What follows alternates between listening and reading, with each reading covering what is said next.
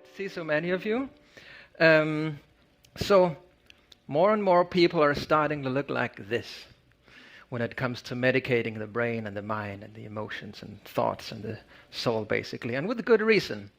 First of all, there are loads of adverse events, side effects to these psychiatric drugs, and they're not very effective over the long term. That's a whole talk on its own. But if you want the most recent data I can find for antidepressants, it's about 15% of patients on antidepressants who have a response that is larger than the placebo response. And for antipsychotics, it's an astonishing 23% of patients who get what's categorized as a good response. Now, that's not a lot of people, right? And of course, it's not a very, well, not of course, but it's not a very fun place to be in a numbed mind long term, which most of the psychiatric drugs do. It may help in the short term, but over the long term, you might not even notice that your mind is numbed and your emotions are numbed in an unhelpful way. Now, of course, the world can also not be a fun place to be long term, but that's a different issue. And if it isn't, then it's because something's wrong that we need to pay attention to. And the fact that that's been medicalized and psychiatry has been able, and psychology for that matter, to call that symptoms of diseases is just, to me, absolutely absurd. Something out of a bad movie, which is just true. But that's another talk. So more and more people are starting to look like this, maybe for some of the reasons I just explained, maybe for some other reasons, but then realize that they can't just come off the drug.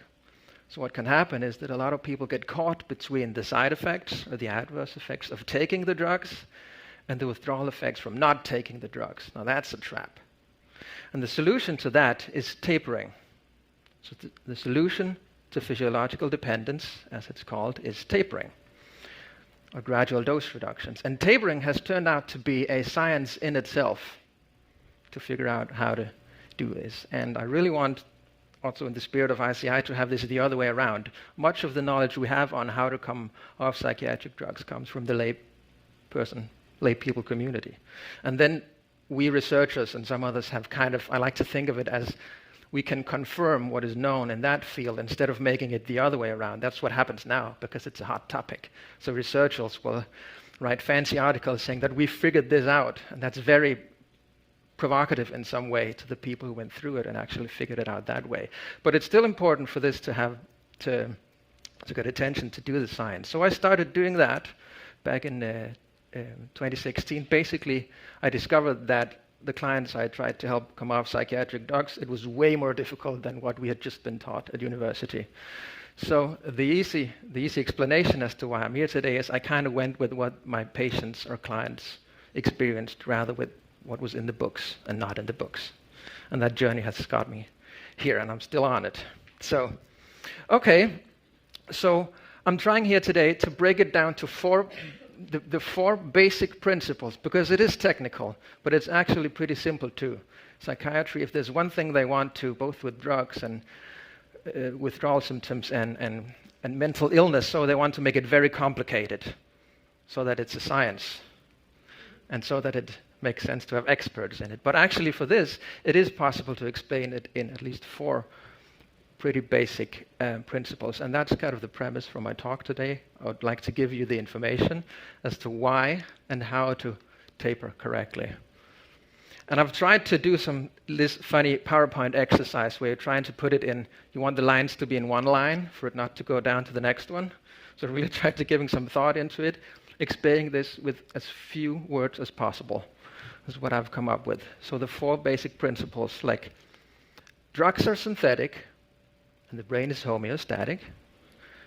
Adaptation requires readaptation by gradual receptor unblocking. You could almost find some kind of little melody for that to remember it. And there are some fancy words here, maybe. Synthetic, homeostatic, adaptation, readaptation, receptor, and that's what I'll try to take you through, because it is actually more simple and more straightforward when you understand. It's a matter of understanding a couple of basic principles about the brain, about biology, about how the drugs work, then it kind of all makes sense, hopefully. Okay, Saturday morning, 10-something a.m., neurobiology class. Synthetic is just a fancy word for Well, it's the way the drugs are made. It means that we made them. They're made up. They might affect neurotransmitters in the brain that are naturally occurring, obviously. Serotonin, dopamine, all these different neurotransmitters, as they're called, are of course natural, but the drug is not. The drug is synthetic. We made it, and synthesis just means that it's made up in a lab by different compounds. It's compounded together by synthesis. That's what it means there. Synthetic, and that goes for all psychiatric drugs. All psychiatric drugs are made to penetrate what's called the blood-brain barrier, which is a barrier that's there from nature's side to protect the brain. But now we've invented things that can penetrate that and then either increase or decrease different neurotransmitters. It is actually more simple than you should know. So the brain is made up of millions of neurons, and that's just a fancy word for brain cells. And they don't touch each other. Well, some of them do, but not all of them touch each other. And inside the neuron, these are two neurons. It's an electrical matter, and between them in what's called the synapse, and all these fancy words are not that important, it becomes a chemical matter. So neurotransmitters, and we know some of them, they've almost become daily language: serotonin, dopamine, noradrenaline, adrenaline, histamine, something I'm not going to try to pronounce in English, and GABA. And that's just what the brain cells use to communicate with each other. And all that psychiatric drugs do is different drugs affect different neurotransmitters in different directions. It can go up or down, and it can be different of these, but the basic principle is all the same. And the effect of doing this is what we would call a psychoactive effect. And now some people may associate psychoactive with what drugs do and psychedelics and stuff, but it's a very, very broad term. Like coffee is psychoactive. It's a very broad definition.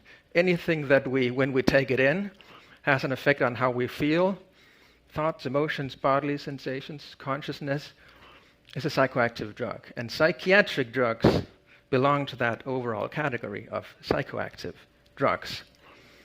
So psychopharmacology is really simple, actually, in that way. I have a chapter, and I'm writing a book about this now. I have a chapter where the headline is just "Psychopharmacology is simple." And all the psychiatric reviewers, when you write a book, you have reviewers. They all commented on that, saying it's not simple. It's way more complicated. Yada yada. Really want it to be very complicated. In terms of the psychoactive effects, it's actually pretty simple. The psychiatric drug will have a psychoactive effect on your thoughts, emotions, bodily sensations, consciousness that may or may not be helpful. And only the person in the distress obviously can tell that. It's not because there is any chemical imbalance there. And not that we're going to talk about this not being a chemical imbalance, but it's important to know because that's the second principle.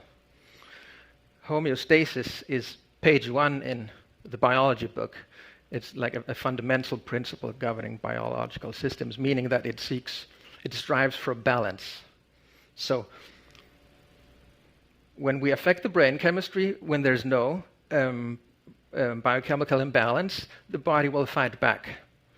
It will compensate. It will adapt. It's just as impossible for the brain to not adapt to the psychiatric drug as it is for you to go out in the heat and decide not to sweat. It's automatic. It's out of our control. So it's this kind of fundamental problem that underlies all long-term psychiatric drug treatment. It is that eventually the brain will adapt. And that's an example of what is called homeostasis. It's defined as the body's or a system's ability to maintain stability when it's disturbed, perturbed. So what we need to understand is that the drugs don't fix anything. They actually cause differences in the brain chemistry, which we then feel as a psychoactive effect. Hope this makes sense. It's important to understand that because then homeostasis kicks in. And homeostasis here, in terms of psychiatric drugs, I've tried to show.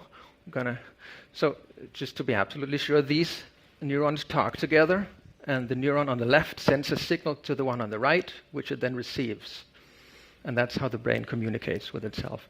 And psychiatric drugs have an effect on these neurotransmitters. So away with all this, let's take SSRIs for an example, and it's even in the name. SSRI, selective serotonin reuptake inhibitor. So imagine, and you could use this example with any psychiatric drug because it would just be different neurotransmitters that change in different directions, but the principle is always the same. Let's go through it. We might go through it a couple of times. No chemical imbalance here. Everything is as it should be. Brain comes in with the red dots. That's the SSRI idea. For those who want to know it, this is called the serotonin transporter.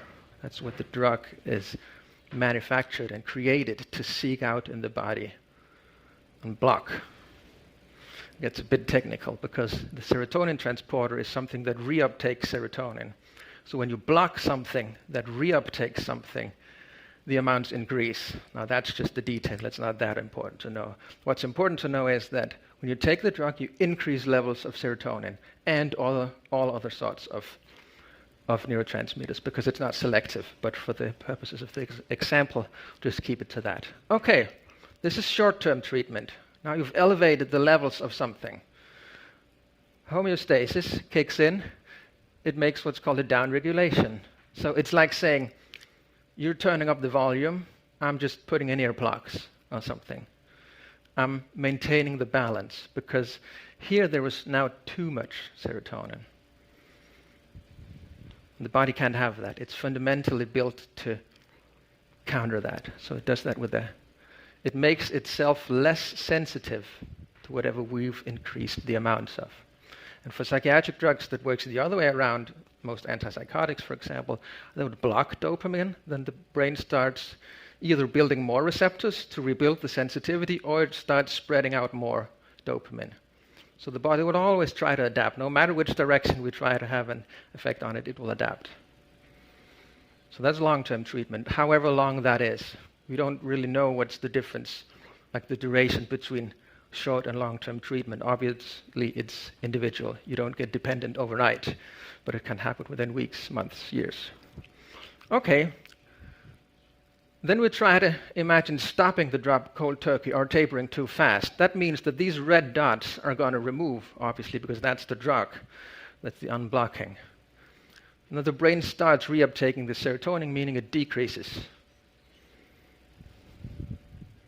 And if it was so that the brain just updated its adaptation, its downregulation, its compensation, there are many words for it. If it just did that overnight, there wouldn't be any problems with withdrawal symptoms. It wouldn't exist.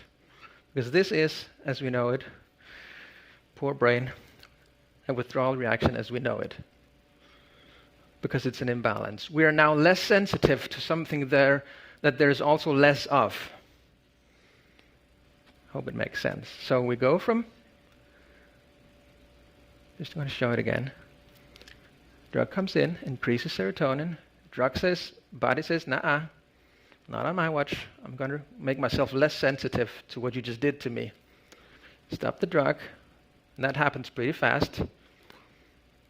Serotonin levels return to normal, but the brain is stuck. It adapted. It's like a supertanker. It doesn't just change overnight. It can't just stop and walk the other way around as we can do on our legs. It takes time. That's a withdrawal reaction. And just quickly to do on the symptoms, and the list on these symptoms, like a lot, obviously you don't get all of the symptoms, but these are the evidence-based.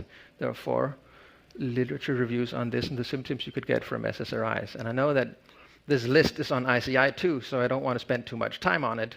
Just to say that obviously some of these symptoms overlap, enter the whole problem.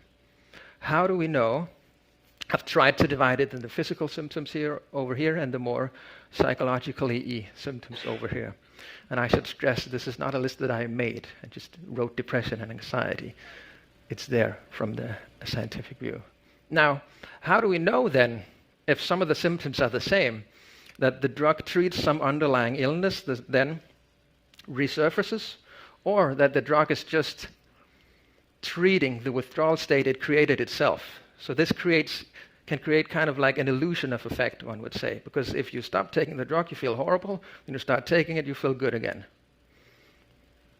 It's an illusion of effect, or it can be. And that's the whole problem that we are trying to solve with tapering. So back to this one. The next 2 principles. for that poor brain.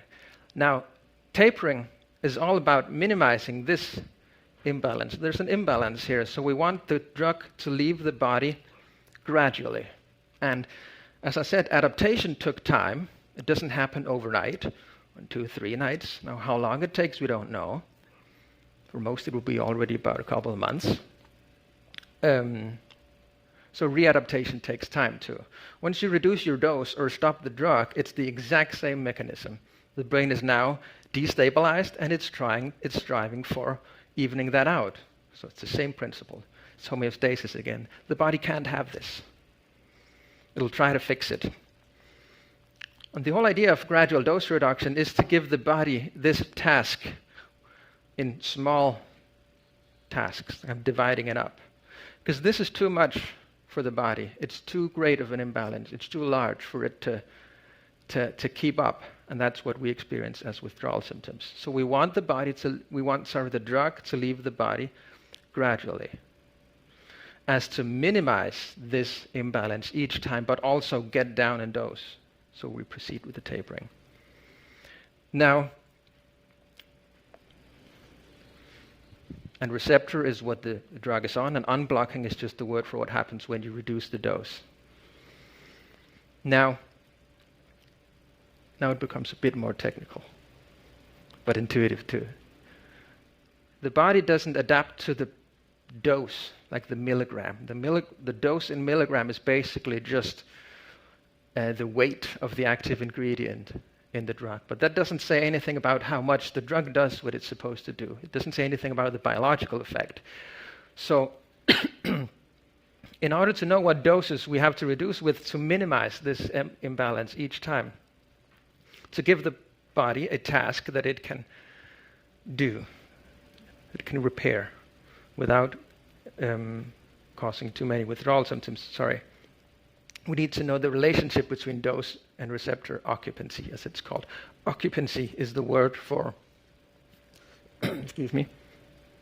for what the drug does in the brain. It occupies the receptors, blocks.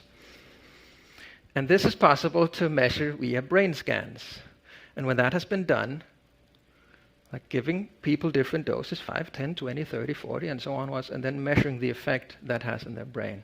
And this is if you had to remember one slide, it's going to be this one, because it looks like this. And some of you may have seen it. Some of you may not. If you haven't, this is crucial.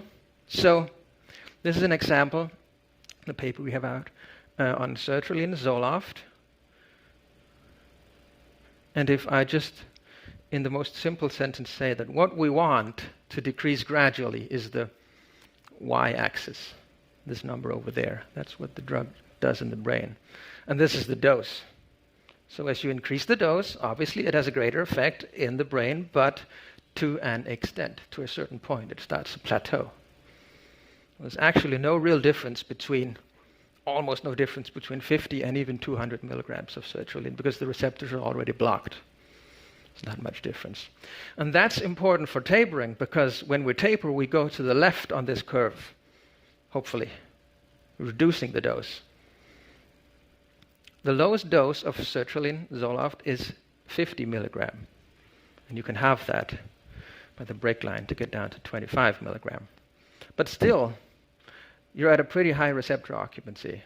Meaning, if you stop at 50 or even 25, which is the lowest available standard dose, that's not a small drop. It's a huge drop. We just need to understand. What's confusing also for doctors and practitioners is that the number seems too low. 25 milligrams seems so low compared to 100 or 200. And some even call it a placebo dose, I've heard. It's such a low dose. You could just stop that.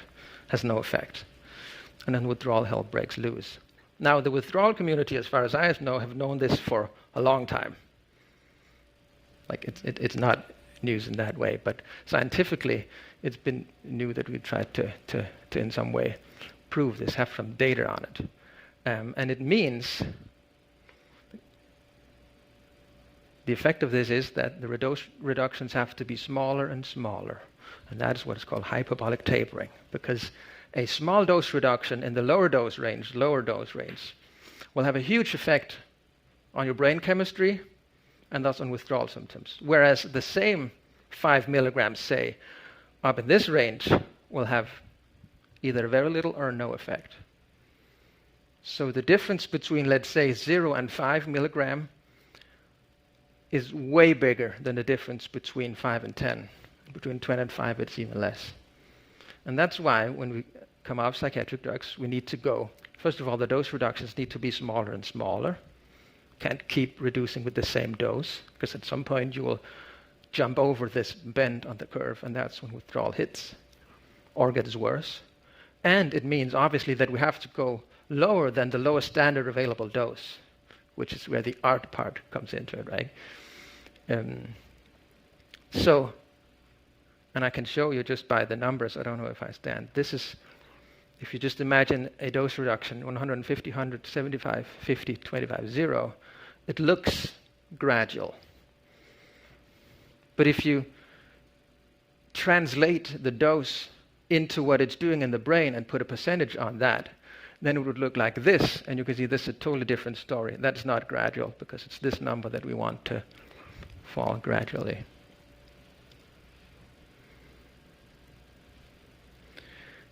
Here it is for Effexor, venlafaxine, it's the same. Lowest dose is 37.5 milligram. And you can see stopping from 37.5 milligram almost equals cold turkey from a very high dose. This dot, that's a study that measured that. It's a meta-analysis, so each dot is different people. That is 2.4 milligrams. Now, the capsule is about the size of a nail with 37.5 milligram in it. And 2.4 milligram, that's 1/15th of the smallest dose, also has a pretty high effect. It's incredible. And this is hardcore biological data on that. Meaning that it's not uncommon to go below that dose. We have to come off safely. So if you've tried to come off psychiatric drugs, or if you know someone who's tried to come out of psychiatric drugs and stopped at the lowest dose, or even half of that, or actually even 25% of that, and the withdrawal attempt failed because they got symptomatic, it's because that wasn't tapering. It wasn't a genuine gradual tapering. It would look like this if you imagined this is what we would call linear tapering. This is hyperbolic tapering. And you see the issue, 37.5 to 0, huge difference in the brain. Brain will not accept that. And one last one, Cymbalta, duloxetine. You kind of get the idea right now. All of them look like this. No exception, all of them. We even found this for sunblock. Factor 40 is not double of factor 20. It is in the numbers, but not in terms of whatever it's doing. I'm not a specialist in that, but it's a universal principle, it seems. Cymbalta. That's 5 milligram. Almost 50% of the effect in the brain is still left even at that lower dose. And it would look like this. You don't have to look at all these. It's just to show you that it's the same. It's universal principle. And we have a paper out on that. It's a very geeky, technical, boring paper to read, but if you need the data, if you need to present this to someone who doesn't understand, a doctor, say, clinician, this might be it. Now, the next slide is supposed to be very annoying. You're not supposed to read all these numbers, but that's just to show you. Obviously, this is reductionistic in some way. The drugs do more. They affect more neurotransmitters than just one. So in reality, you should imagine many lines being here for sertraline, dopamine, GABA, yada yada. This is just the one that antidepressants have the largest effect on. That's why we use that as an example. But how it actually looks is this.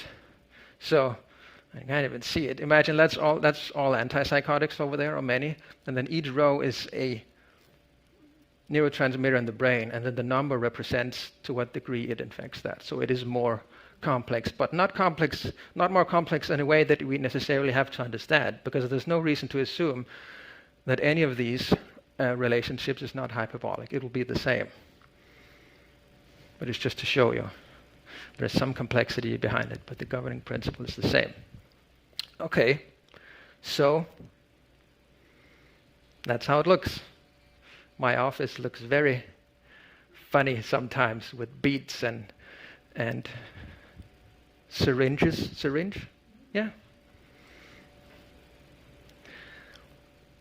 Obviously, sometimes the brake line works, but this no go. The body can detect it. It's incredible.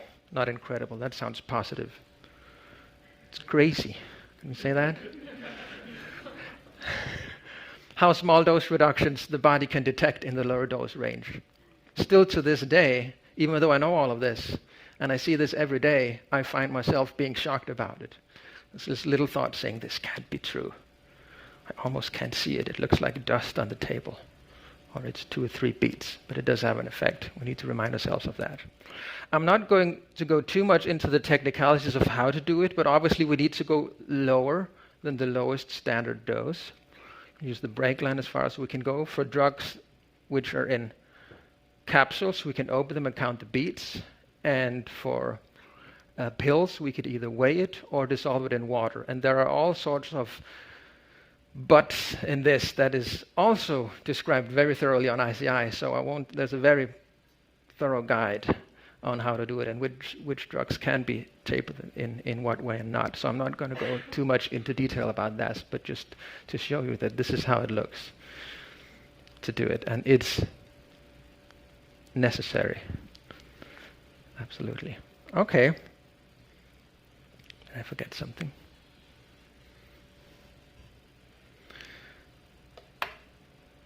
So that was a bit about tapering. I hope it makes sense now why have to do it hyperbolically. What happens in the brain? It has 2 purposes. First of all this brain talk with the fancy words. One of the purposes that I'm doing that explains why we need to do it so slowly, but it also gives the explanation of why it is happening. And I've experienced over the years that because generally, like overall, it's really difficult for us humans to feel the stress without also thinking about why. It's tough even to have a tough day without also this talk going, why? What could I have done? What is this? And obviously the symptoms are tough enough on their own, but if you also have this inner voice going, what is it? If you don't have the explanation, it gets worse. So I've experienced over the years that, knowing the technicalities down to the detail on what happens in the brain actually helps getting through it, because you have an explanation that you can hang it on.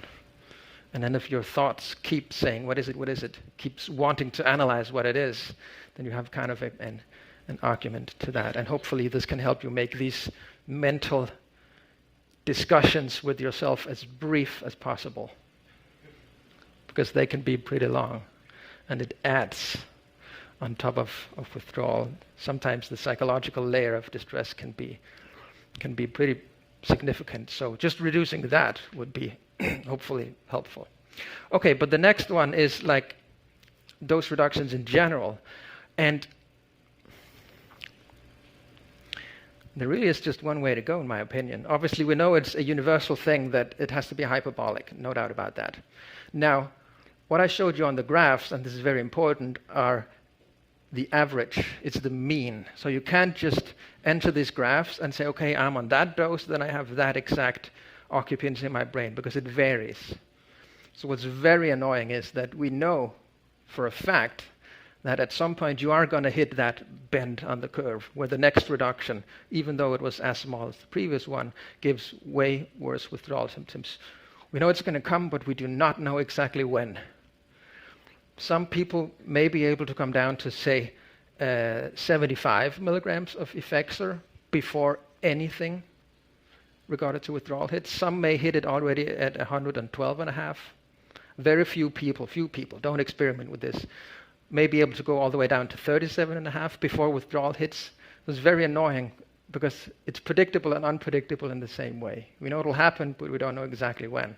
And the consequences of making a reduction over that bend can be pretty dramatic, because you could get very severe, and for some people even protracted withdrawal symptoms. So don't experiment. But the idea really is to reduce and stabilize and reduce and stabilize based on the bodily feedback. Be careful with these very strict so and so many percentage reductions after so and so many weeks. There's no evidence to back them up, and it's too strict. It doesn't work like that. The body might need more time, it might need less time. So really take this as an exercise which is something that'd be useful anyway, to listen and use that feedback. But without over-listening, without self-monitoring all the time, without threat monitoring, without ruminating, without spending the whole day thinking about how you feel and what that is and what to do about it. That's the extreme of that. We need to find the balance between those two. And obviously, what does stabilize mean? Now that's a whole talk to itself, because stabilize doesn't mean the smiley there. It doesn't mean that you're happy and have no symptoms and everything's good, obviously, because you're still on the drug. So you stabilize to the baseline that there is on the drug at that dose. And that is sometimes very difficult to tell, when have I stabilized after a dose reduction. Also because the symptoms tend to come in windows and waves, so they don't just necessarily heal linearly. Like tomorrow is not always better than today, and then on it goes. It can come in, withdrawal symptoms can come in waves, and that's very important to be familiar with oneself. Usually, if it had to be some rule, I don't like setting up rules, it would be about the 5 to 10% reductions of the previous dose after the plateau. If you're on a very high dose, it's rarely necessary to reduce that small amount to the very high dose. Now, what a very high dose is, I don't know. I'm not able to tell, because it'll be individual. But bigger cuts definitely is possible for some people above the plateau, meaning that if you start with 5% reductions from, say, 300 milligrams of Effexor, you'll prolong the tapering unnecessarily, because some part of the dose may be pure over-medication. It may have no effect whatsoever on the brain, meaning that it's pretty low-hanging fruit to remove that, but without getting withdrawal. Maybe you even get better, because you get less side effects. But where that is, again, we don't know. That's what's so annoying about it. We can't tell for any given individual at what dose the occupancy curve will bend. Okay, and freak room micro-tapering is something that and micro-tapering is just a word for making extremely small reductions, 1% even, and then obviously making them more frequent. You don't have to wait as long if you make a very small reduction, obviously, because it's a smaller task for the body. So we need to align those two. And for some people, especially in the end, we'll sometimes go 0.1 milligram or even less, but then doing it more frequent. And for some people, they actually succeed, because that's a smooth tapering. The body never gets the big cut. And for some people, that actually can go faster. Instead of reducing, getting symptoms and stabilizing for how long that takes time, then spreading numerous reductions out in the same time. Sometimes that can work, giving less withdrawal symptoms, but it's an individual thing, obviously. And the exact exit dose is very difficult to predict. That's the big question. When then can I stop? Obviously, that's also individual, but I'll say one thing. Keep reducing. If you keep reducing by 10%, for example, of the previous dose, mathematically, you will never come off. There will always be a 100% reduction in the end. Always. And it's an individual thing, obviously, to figure out when that is. But just to say that, with all respect of how slow tapering has to go and the curves and everything, there is a place to stop too, where you risk prolonging it unnecessarily by 0.000 something. Always be 100% reduction. Managing withdrawal symptoms. Now that's the next thing. For some people, with correct hyperbolic tapering, it's definitely possible to avoid withdrawal symptoms completely. It takes time, it could take years, but it is definitely possible. For most, it's more a question of reducing it, like minimizing the symptoms to a level that is tolerable.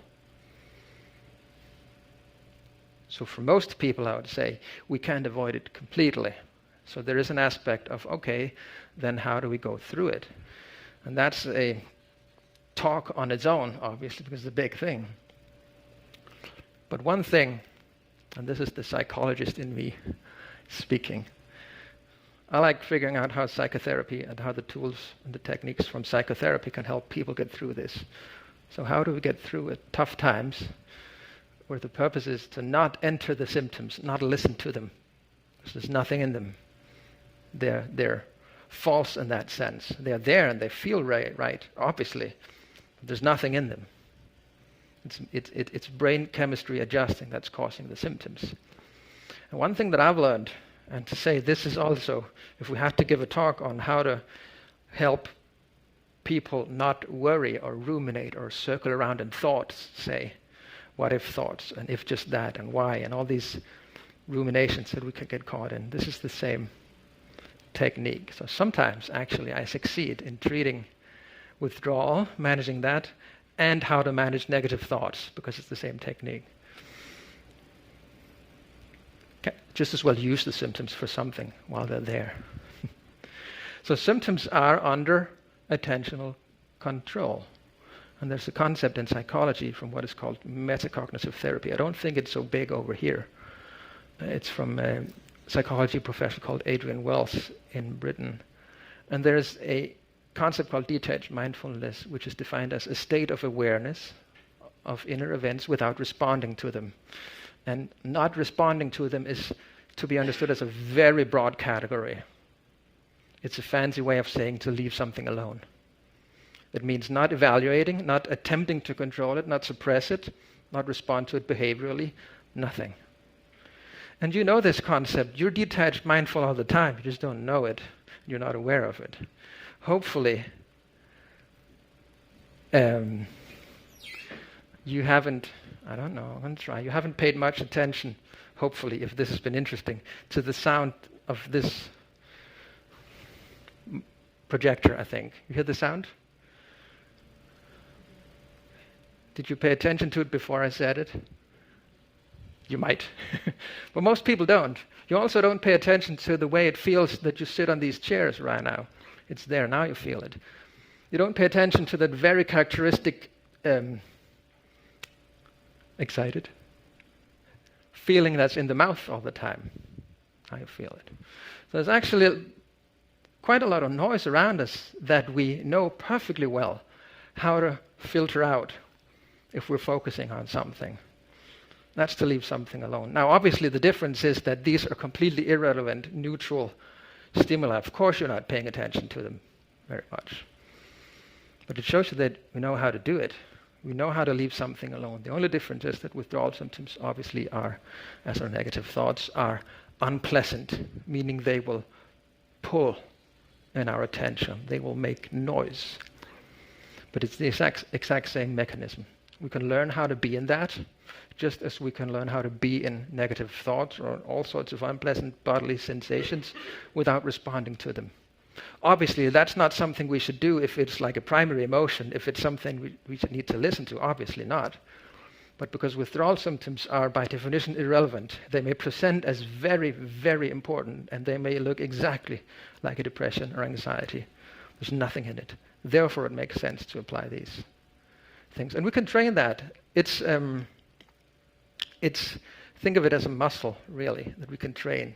We call it attention training. Mindfulness and meditation does train this too, but in this therapeutic school, we would call it attention training. So there are ways to train your attention. There's some very funny exercise, and so we could do another workshop on that sometime in ICA, maybe. Because they take more time than I have now. But just know that this is a skill, it's an ability, something you can get better at, and it's very, very crucial way to get through withdrawal symptoms. Because withdrawal symptoms, as these neutral sounds and stimuli, also tend to step in the background when you do something. Now you may feel the inclination, tendency, urge to do less when you're in withdrawal. Like protect yourself more from the world and do less and stabilize and relax and all these well-meaning things that just, if they take over, end up to not work. Because then what do you have? Withdrawal symptoms and a lot of time to pay attention to it and a lot of time to overthink. And also the thoughts may present themselves as very, very important. It is our fundamental urge to rid ourselves of discomfort and distress that ends up playing against us. Because you fight against something that you lose. Meaning acceptance and allowing and detached mindfulness is a way through it.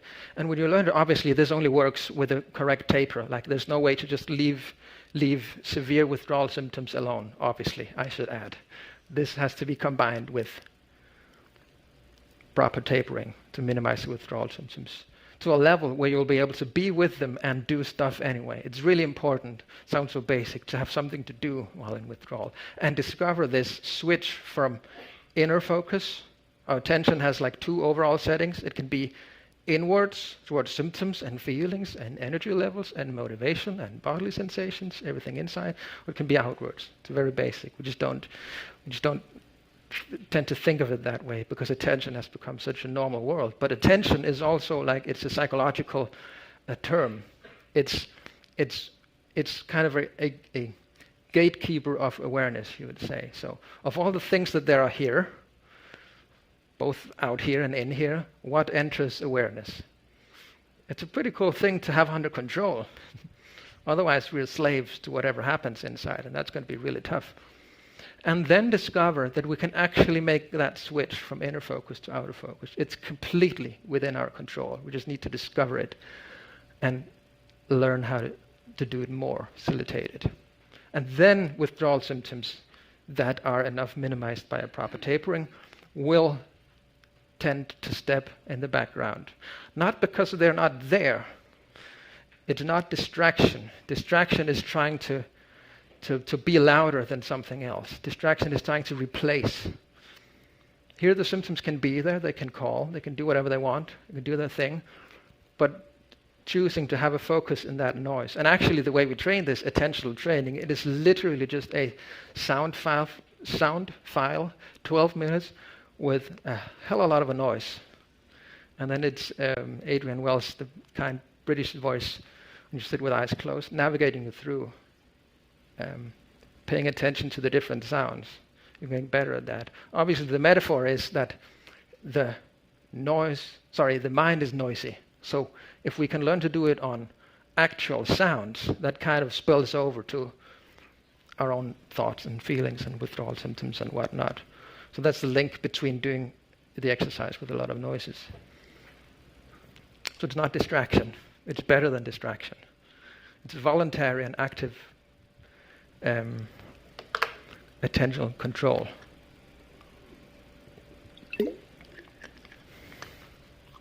I hope that makes sense. How much time do I got? Plenty of time for questions too. It's a broad question to ask out of a big crowd, but does it make sense? Does it ring any bell? Yeah.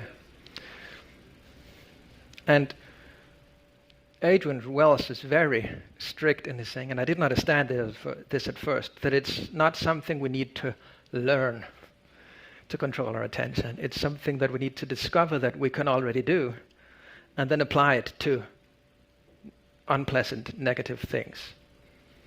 It's a good way of thinking about it, and that's why I'd always use the neutral stimuli clearly.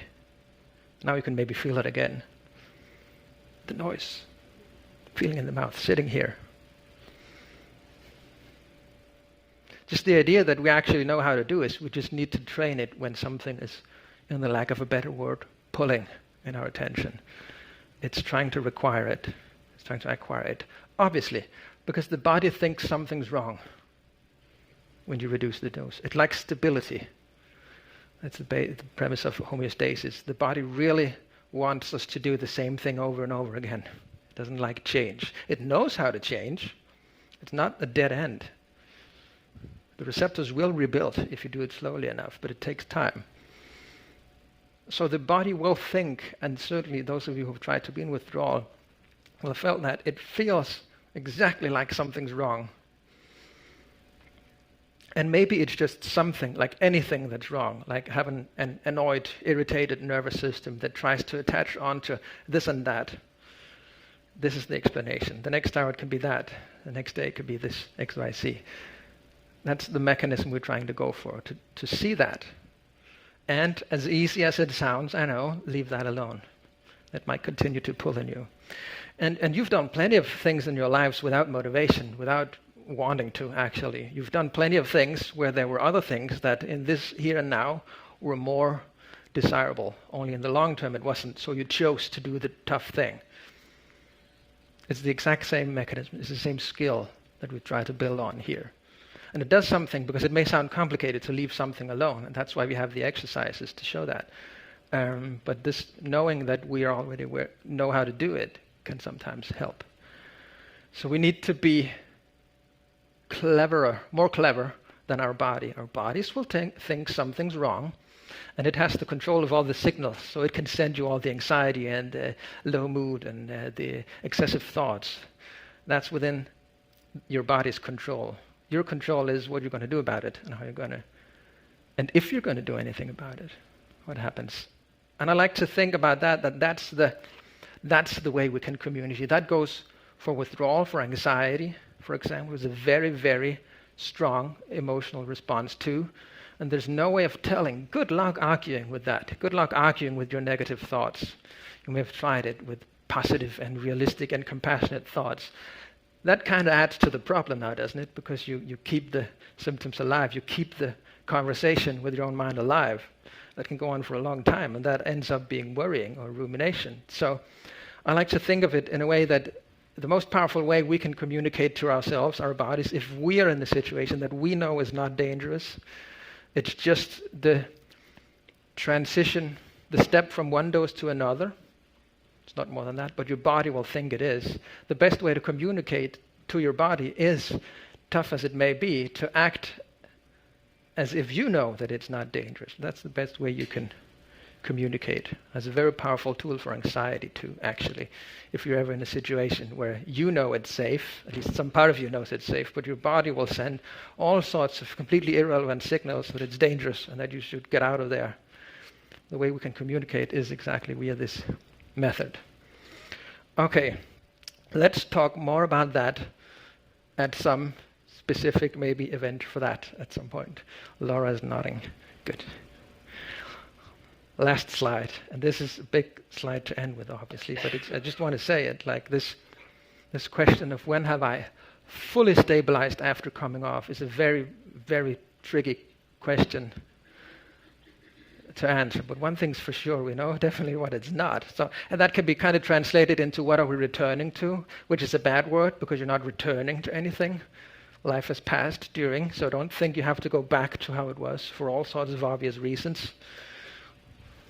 I know what it means if we want to get back, but things have changed since then also. So think of it in a way that what are we waking up to? Which is then an even bigger question, what's normal? That's a big slide to end with. But I bring this because I see many people, understandably, because they've been through psychiatry and the medical model, that our ideas of normal have become completely disrupted, obviously, because that's what the medical model does, right? It's an effect of that. I can tell you what it's not. There's something called the default mode network, and it's not something I call that like. For 10, 15 years, there were about 5 or 7 scientific papers with default mode network in the headline. Now it's over 1,000. It has exploded. And it's even in the name, it's what the human brain does when we don't interfere with it. The exact definition is, it's the brain state when demands for focused attention are low. So when we don't do anything, you easily enter your default mode network. You could just start doing nothing and see what happens inside. The brain will have a tendency to do 5 very specific things. And I should warn you, none of them are very positive, and that's the whole point. That's a very very strict limit as to how high the mood can go when we're in our heads, as opposed to being out in the world. So the brain does 5 things. One thing it does, it focuses on things that can go wrong.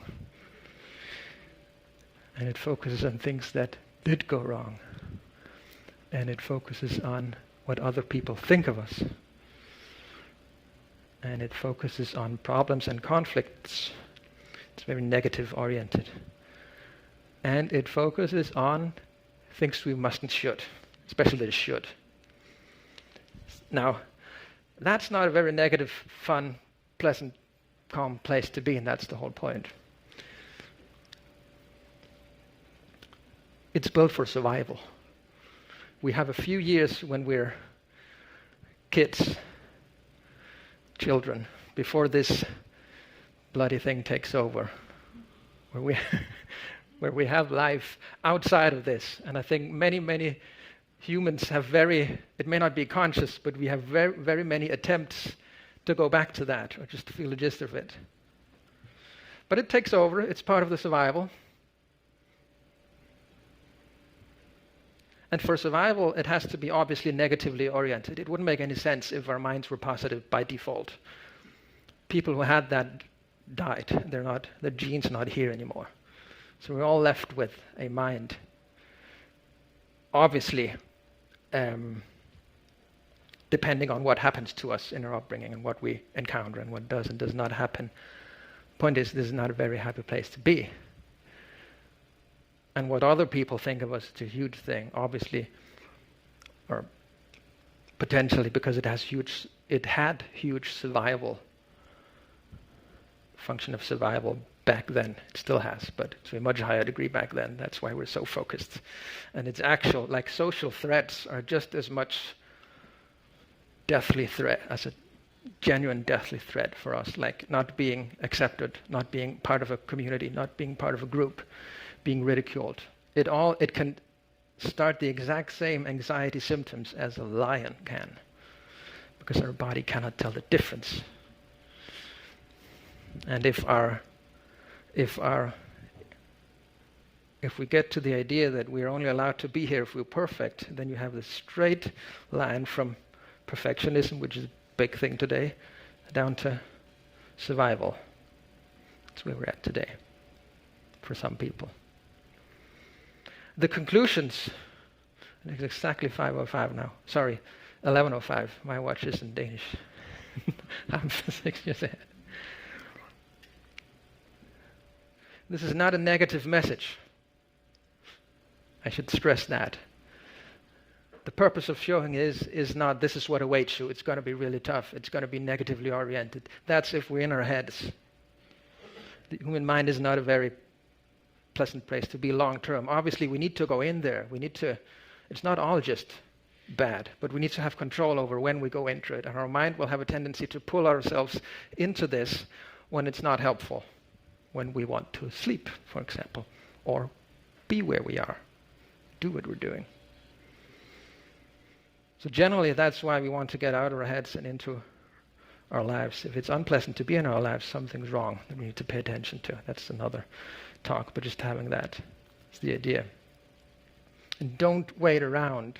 It refers to this question, right? Don't wait around for this to turn positive. Like, automatic positive thoughts are rare for most people. Some might be blessed with a positive default mode network. Most of us are not. So don't wait around for this to stabilize. That's not what stabilization means. It requires doing something. And now coming off the drug may give you depending on what effect the drug had, may give you the ability to feel deep connection and positive emotion, but it doesn't just come out of nowhere. And that can trick some people. And obviously, this is not people's own fault. Like psychiatry, the way that works, we've been taught to thinking about it as symptoms. Many of the symptoms in the DSM and ICD-10, as we use in Europe, are this. So they succeeded in calling that an illness. And of course, this is a horrible place to be. It's not to say that that's just how it is. Live with it. like a negatively oriented human mind creating excessive thoughts and the feelings that the body follow can be the worst place ever to be, especially if you're traumatized, because the body will scan for threats. It's set in standard mode for scanning for threats. So silence can actually be the worst. Like outer silence can be the worst state if you're traumatized. So, but there are ways around that. There are ways to get out of that. Don't wait around for it to turn happy. But know that there is a way to come out of it. It really basically, in just one sentence, and I know that is unfair because it's more difficult than that in practice, we can learn how to not listen to it. We can learn how to not engage in the conversation with it. Half of the excessive thoughts, or even more, are our own. We make it a conversation. We answer it. And we may answer it with all sorts of positive, mindful, realistic thoughts which appear good, but can end up being just a part of the problem, especially with withdrawal symptoms. I hope I've been helpful. That was my talk.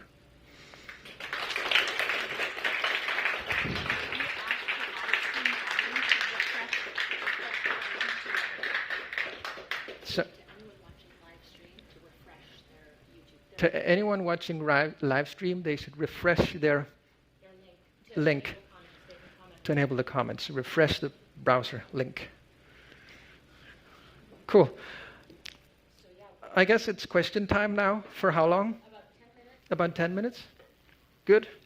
Hey, I can see you. And then maybe repeat the question so the live stream can hear it. Yep. Okay.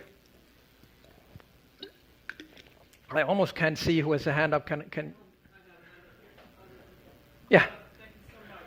That's really wonderful. My name is Claire, and I have a question, and that is that I am someone who has said what happened to me 10 years ago is that I stopped too quickly and I went into severe withdrawal state. I was very sick for a long time until I found providing antidepressants that lay like, and they said, whoa, you need to back on the medication, a small dose, to stabilize, and then, so 10 years ago I did that.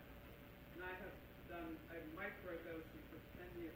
Okay, so I finally finished.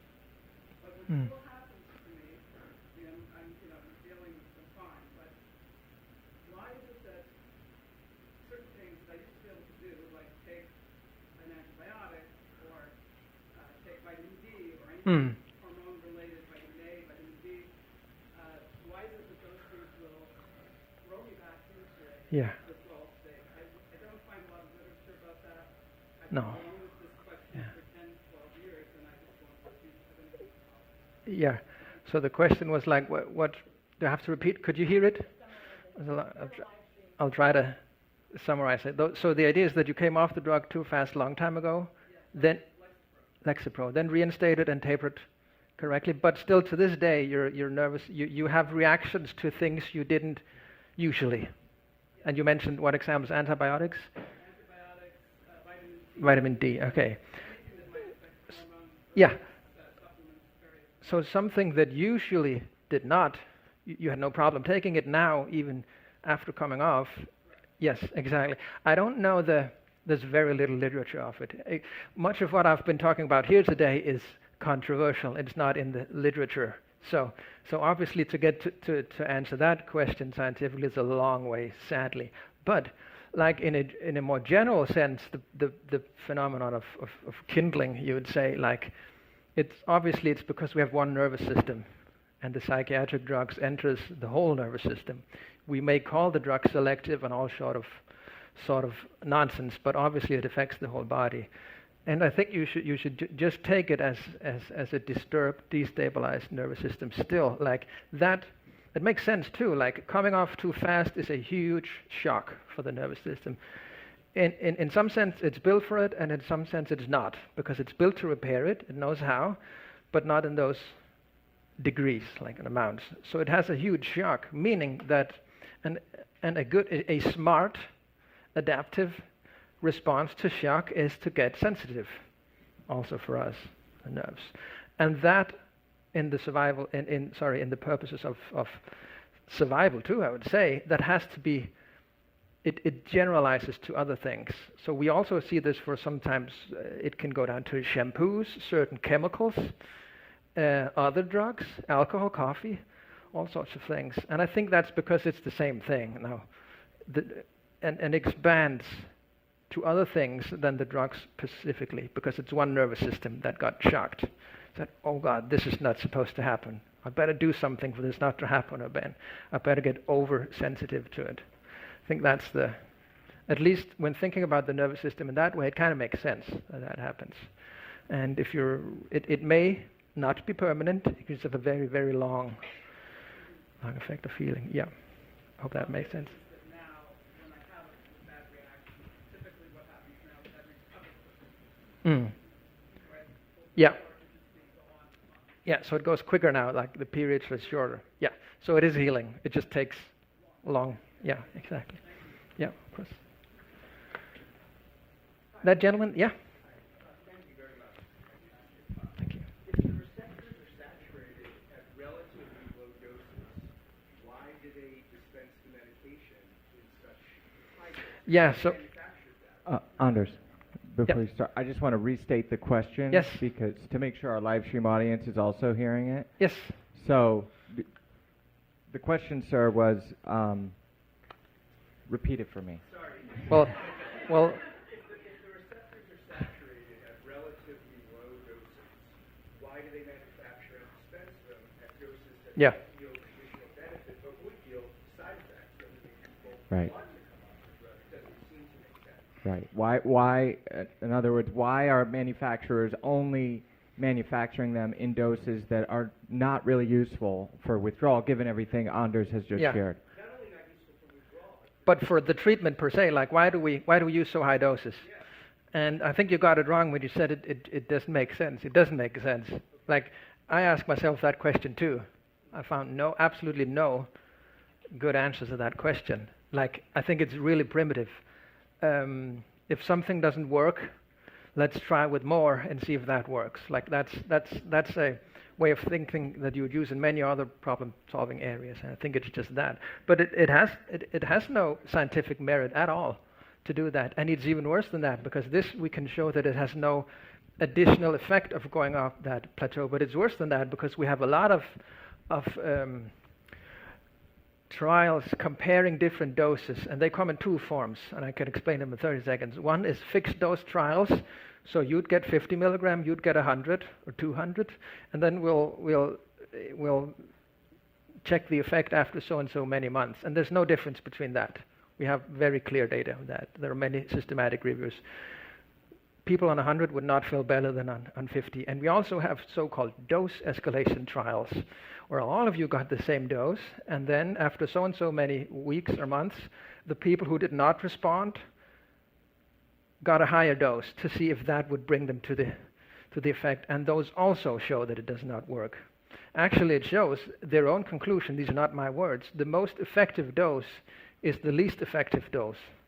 If you increase it up, because side effects tend to, because God knows what this drug starts doing once it's not on the primary receptor. It starts spreading throughout the body, doing all sorts of things that cause side effects, which is the definition of a side effect. So, and that's why really sometimes, and please don't, that's why I said it's an average. Don't just go home and see the graphs and say, okay, I'm at that dose, I can reduce down to that dose, because that's where it bends, because it's individual. But if you're on a very high dose, there's no need to taper 5 to 10% in the beginning. In fact, most people, I can't say that, I have no statistics. Many people, some people, can actually reduce and then get better, because at that point there are no withdrawal symptoms, but there are less side effects from reducing the dose. And then you can kind of get, okay, I'm one of those who I'm not prone to withdrawal symptoms, let's just continue, and then it hits. And that's so don't get caught up in not having withdrawal symptoms in the beginning, but the answer to your question, I'm babbling on, there is no explanation. It doesn't make any sense to up the dose. Mm-hmm. Yeah? If you want to hear. So this is a question from online, from our live stream viewers. Here's a great question. see if you can come up with a short answer for this one, Anders. How do you not pay attention or filter out pain? How do you not pay attention or filter out pain? Depends on what you mean with filter out. It's a tricky question to, first of all, it's difficult to explain. That's something we have various experiential would be the English word exercises for. Think of it as something you can learn. It's a skill. But think of it more like not filtering it out or avoiding it. Think of it more like acting, like doing stuff while the pain is there, if that makes any sense. Don't have the goal, because if your goal is, even if your goal is for it to step in the background or go away, you're kind of always kind of checking if it's still there, and then it's there. Then you're back into threat monitoring, right? Then you're back to inner focus. So if you could, in one sentence, it would be change your goal. Your goal is not to filter it out. Your goal is nothing. Everything can be there, but the goal is to act, like do, in that pain. That's a different thing. And then when we get good at that, the pain tends to, obviously, depending on what kind of pain it is, tends to step in the background. And sometimes it's just a little, and sometimes it's just a little some of the time, but it's worth going for. And there is a huge literature on how to use mindfulness, for example, on chronic pain. So it's a thing, it's a field, how we can do that. I hope that made sense. I think that makes great sense. How about one more question Mm-hmm. from online? Then we're going to take a coffee break downstairs. We have some nice coffee and some really unhealthy sweets for you all, and then we'll come back up. And after, we're going to clear the theater at 1 o'clock, but we'll be able to go downstairs and take a few more questions with Anders at that time too. So last question from our YouTube audience. This I love. Do you have any ideas on how to have discussions with providers that are stuck in the quote-unquote medical model? How to have discussions about this knowledge base of what you're talking about here, because some people don't have the ability to find providers who understand this. No. There's not a whole lot of people out there. No, that's kind of where ICI and the whole idea comes in. But that's very unfair answer to just say that, obviously, because if it's really stuck, oh God, what do we do? If the doctor's really, or the professional's really stuck, I think there is a point where you have to, I hate saying that, but give up on that.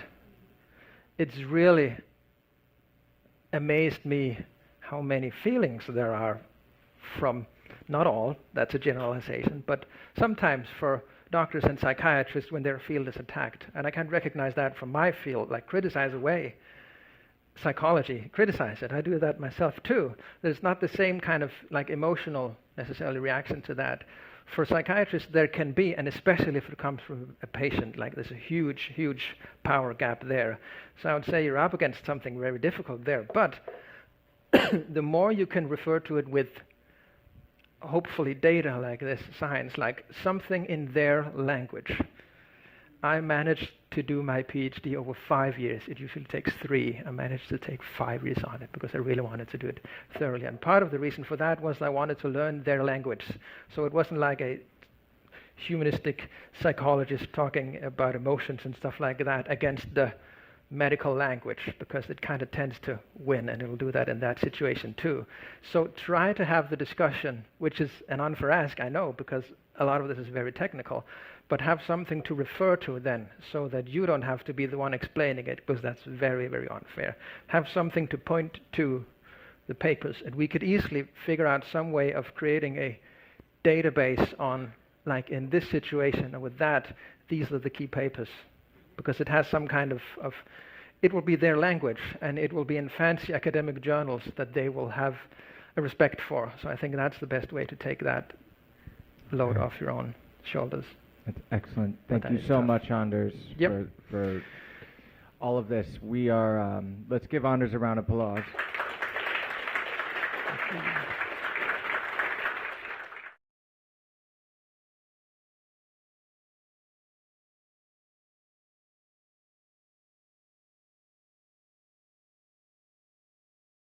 My name's Claire Leveson, and I am the Director of Development for ICI, which again makes it sound quite a grand and big organisation, which it will be very soon. It's such an honour to be able to introduce our founder and executive director, Laura Delano, who is a personal hero of mine, or heroine of mine, and someone who I know has just brought so much to so many people around the world. So for those of you who don't know Laura, she spent her adolescence and young adulthood as a psychiatric patient, and since she herself came off 5 psychiatric drugs in 2010, has worked extensively within and beyond the mental health system in various different capacities. She's supported hundreds of people through the psychiatric drug withdrawal process and connected with thousands of more across the world with similar experiences, as well as obviously building a home in ICI for those people, for me and for you and for all of us to be able to connect with each other. I think, for me, when I came across Laura's story, it was the real light bulb moment for me. And if I hadn't come across it, and if she hadn't have been so brave to share it and put ICI out into the world, then I may very well still be in the throes of a very, very harmful and painful existence that I had for a decade whilst I was a psychiatric patient myself. And when I found Laura's story, it really gave me, and through connecting with people in ICI and building friendships and having the support of other people who have been there and who get it, I've really been able to build my life beyond like my wildest dreams of what I had felt was possible for me. I have a family now, and I have a career and skills which I'm so excited to be able to bring to ICI in service of this really critical vision that we all share and that we all in our hearts know is just so important for the world to have access to, and for the change that we need to actually kind of come into being, and that's what we're here to do. So, without further ado, thank you, Laura, for everything you've done to get us to this point, and for everything that you're continuing to do to really build a better world for all of us. And thank you to everyone for being part of that as well. And here's Laura. I already started to get teary. I cry like every time I speak publicly. And for me, it feels like activism, just to show this is what it is to be alive. We emote. It isn't a pathology. So thank you so much for being here. One of the things that when Anders and I first connected, we realized each of us had kind of come to some of the same realizations, discoveries, learnings, just coming from with Anders coming from the clinical kind of professional research world, and me coming from my own personal experience, just figuring it out for myself, not reading or learning any kind of formal methodology, but just bumbling along and figuring it out for myself. And that to me is what the art of coming off these drugs is all about. It's about us as patients, on this quest to free ourselves. We're basically faced with this blank canvas in front of us, this void, this massive mound of clay, whatever analogy you want to use, because we are in the dark ages of this work of coming off these drugs, and so we basically create our own. We figure it out by doing it, by experimenting, by being curious, by making mistakes, figuring out how to do things differently. We come to our own truths, our own discoveries. We make art out of our suffering, and then we take it and we turn it into resources for other people. And that's, as Claire and Cooper have talked about, the importance of community, of each of us sharing our stories. Because my story isn't special.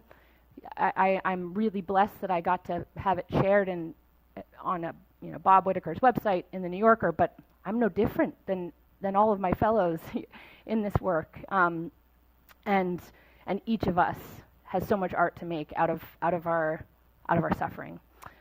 So that's really what I'm going to be talking about today, and what do I really mean by art? So the dictionary definition is the expression or application of human creative skill and imagination. And holy hell, it takes imagination to survive withdrawal. and I love thinking about our journeys in this way, because we're not we're not in a polar opposite role to the science.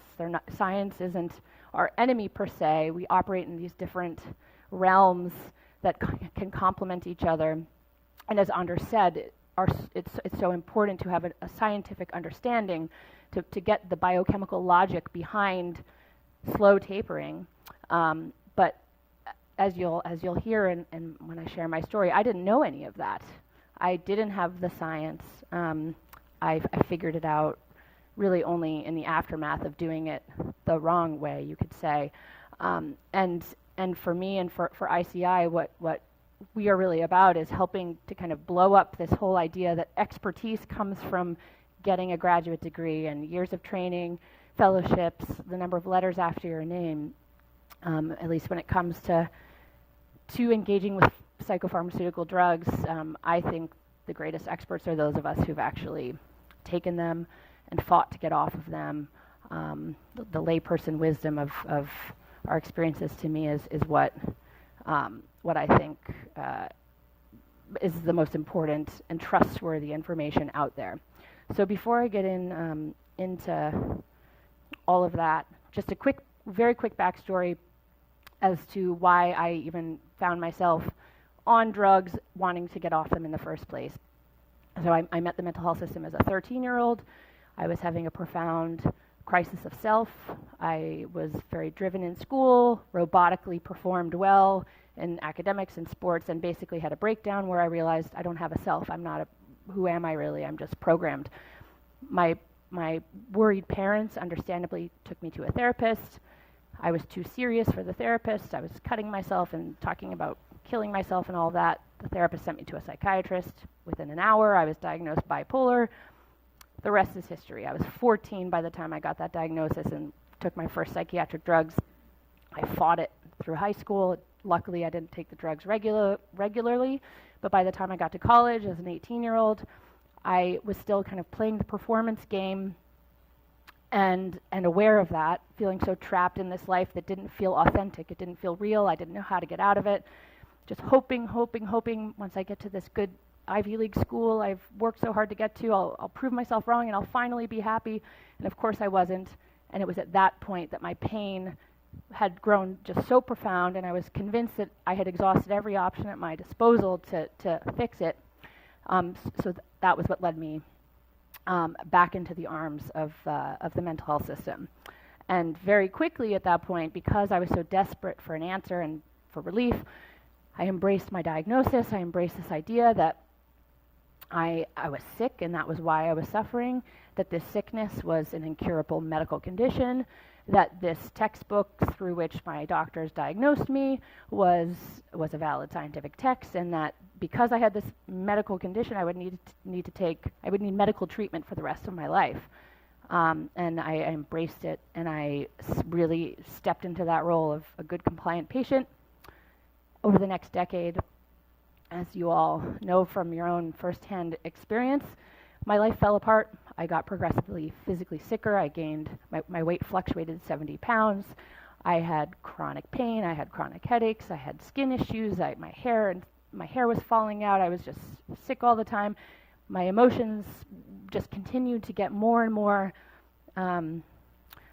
just beyond my capacity to coexist with. My mind, I couldn't remember, I couldn't think clearly. I had racing paranoid thoughts all the time. And all along, of course, my parents and I were believing in this idea of my illness getting worse and worse, treatment-resistant mental illness. And eventually I reached the point at which killing myself became the only logical solution to this unbearable life. So that brings me to, that happened in 2008, so a long time ago now, and 2 years after that, 13 years ago now, I was 27, going to day treatment at this place, McLean Hospital, that was my home. I really had come to see it as my home because I'd spent so many of my formative years there. I was living with my aunt and uncle, unable to work, to take care of myself. A big accomplishment for me was taking a shower and not like binge eating a box of stale Dunkin' Donuts at the end of day treatment. I was a mess.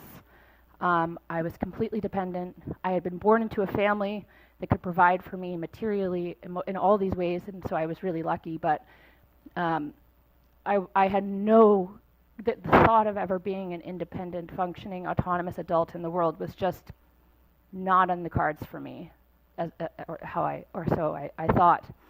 I was also in the middle of coming off 5 drugs because I had found Robert Whittaker's Anatomy of an Epidemic. I had clicked with the fact that the long-term use of these drugs had harmed me, and that's a different story than today, so I won't get into that. But I knew that I had to give myself a chance at coming off of them to see if maybe somehow my life could look different. And so because I was aware of these harms, I was convinced the faster I get this toxic shit out of my body, the faster I'm going to heal and figure out who I actually am. I had no idea that I had it backwards. I didn't know anything that Anders just shared about. I didn't know about the withdrawal forums. I had no grasp of anything. And so I came off 5 drugs in about 6 months, thinking that was slow. And this is what it looked like. This is what the landscape of my brain and body felt like. It is unspeakable, the experience of coming off these drugs too fast.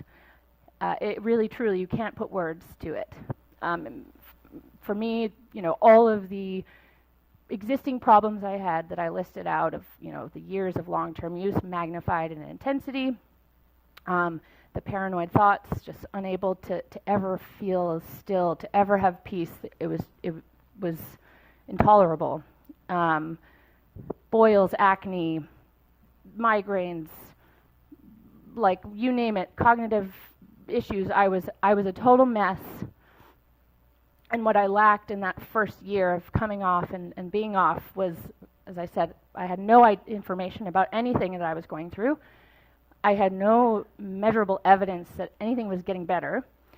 And even though I had a sense of why I was doing this, because I wanted to find out who I would be off these drugs, I had no orientation, no momentum. I didn't know where I was going. I truly felt like I was just being buffeted around in a stormy sea. What I had in turn, though, was a lot. I think my long history with pain, with mental pain, emotional pain, physical pain, just from long-term psychiatric drug use, and of course all the pain I was feeling prior to getting psychiatrized, I was so comfortable with it and familiar with it that I think that really served me when the pain went off the charts in withdrawal. I actually think the fact that I didn't know anything about withdrawal ended up serving me. I was ignorant and the whole ignorance is bliss thing. I look back now because I didn't have a story that I was telling myself about what was happening to me. And so while on the one hand, as Anders said, and I do believe it's important to have a kind of biochemical context for what is happening inside your body, because I hadn't spent time in the wild, wild west of the online withdrawal world, I hadn't read all the horror stories. I wasn't creating a prophecy for myself. I just had no idea what the fuck was happening. I was blessed to have the unconditional support of my family, my aunt and uncle with whom I was living. Even though my immediate family was, of course, worried, they hung in there with me. As I said earlier, because of the class I was born into, because a lot of this comes down to class, I was insulated from a lot of stress, a lot of responsibility, a lot of material struggle that so many of my friends in withdrawal have to face. I also had space and time because I wasn't working, because my only job was to go to the psych hospital every day. I see now I just had this kind of expanse of time and space to just bumble along. And at the time I was really active in the 12-step world because I had quit drinking. That's a different story. And so even though I didn't understand withdrawal, I didn't know, I was kind of thinking, maybe this is early sobriety from alcohol. It didn't really matter, the why, as Anders said. The fact that I had a space where I could go every day, hear other people talk about getting through their pain, being with it, surviving it, transforming their lives, that was such a gift to me. And again, I was so fired up after reading Anatomy of an Epidemic, and having blown up that old story of, you have treatment-resistant illness and this is why you want to kill yourself, this is all that's in store for you. I had no idea what else my life could look like, but just the fact that it was possible was such, I look back and I see it was such a gift.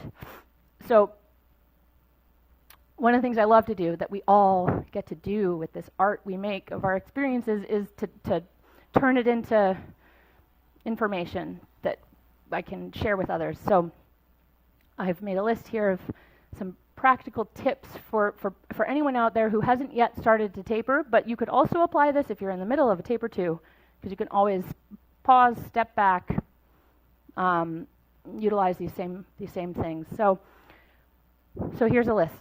So first, discard the notion that you need to find a prescriber or a clinic or a telehealth clinic to help you taper properly, because you don't. And in fact, sorry to be provocative, a lot of us have found that the most dangerous place you can turn for good help when it comes to getting off these drugs is a doctor, is a clinic, is the medical mental health system. A lot of people expend so much time and energy on this quest to find the right doctor who knows, who's going to help me taper properly. I can't do it yet because I don't have the great news is, much of the time you can just set that quest aside, save that energy that you otherwise would have been expending on that. Those of us in the layperson withdrawal community, we have all created everything you need to know to do this, to prepare yourself to taper off. Yes, you need an actual prescriber writing your prescriptions, but they don't even necessarily need to know you're doing this. Obviously, everyone's situation is different and there are lots of factors to consider, but this idea that you need a licensed expert, pure mythology. Take the time to educate yourself well in advance of making any changes in dose. I often say, and we say this at the Withdrawal Project, that the taper journey doesn't start with the actual reduction. It starts with preparation. And basically learning everything that Anders just talked about and taking the time to really understand what's going to be happening in your body, what you can do to help mitigate the changes. It's only going to serve you. And it might feel daunting and overwhelming because a lot of this information is dense.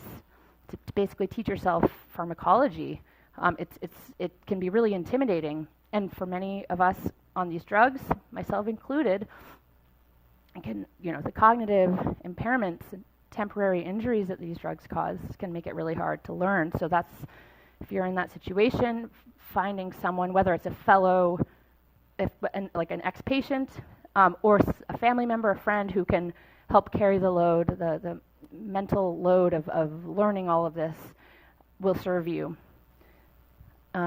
Get clear on what's in your control, and what isn't. And then plan accordingly, because there are factors that you can control. Most of the time, the speed at which you're tapering, what you're putting in your body, like nutrition-wise, products, whatever else. Sometimes there are certain stressors or responsibilities you can control, like maybe don't take that big trip, or maybe don't make this big change, or obviously a lot you can't. But that's where finding the discretion between knowing what is in your control and what isn't can help you just kind of, you can take whatever steps you can take and then let go of the rest. Other examples like who you're actually looking to for help, the expectations you're putting on those people in your life to help you. The more energy you can invest up front into really kind of like getting clear for yourself, like where do I have the power to optimize my circumstances, and where am I going to need to really like let go, accept, just allow. It can help make the experience a lot less overwhelming once you're in it. This, like, I feel like we should just have this plastered everywhere, all over the place, because, and of course we've seen a recent new study published. Everyone's saying, oh, tapering slowly is XYZ. Oh, I tried to taper slowly and it didn't work. Or we did a study and we tapered people slowly and it didn't work. Slow is so much slower for many, many, many, many people than you even think possible. As Anders said, the fact that some people, when they're on, when you're at that really sharp drop in the hyperbolic curve of receptor occupancy, for some people, getting through those dramatic changes really takes a long time, and it's I like when I share that with people, I can see just the despair overtake them, and I'm like, no, it's actually great news.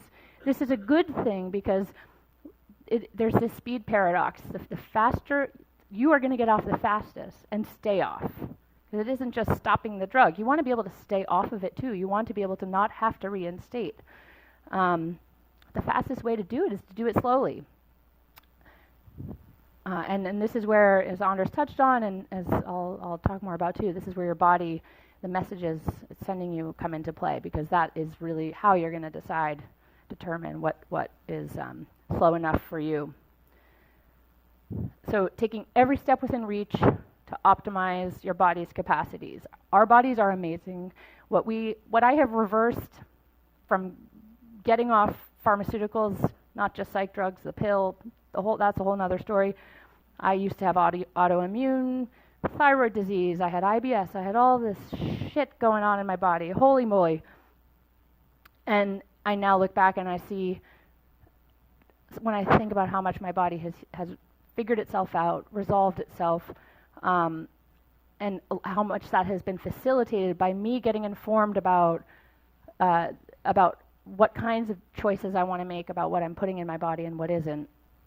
It's just like I'm an endless optimist about just how plastic and resilient, reversible, so many of the injuries our bodies face are, especially when it comes to pharmaceutical injury.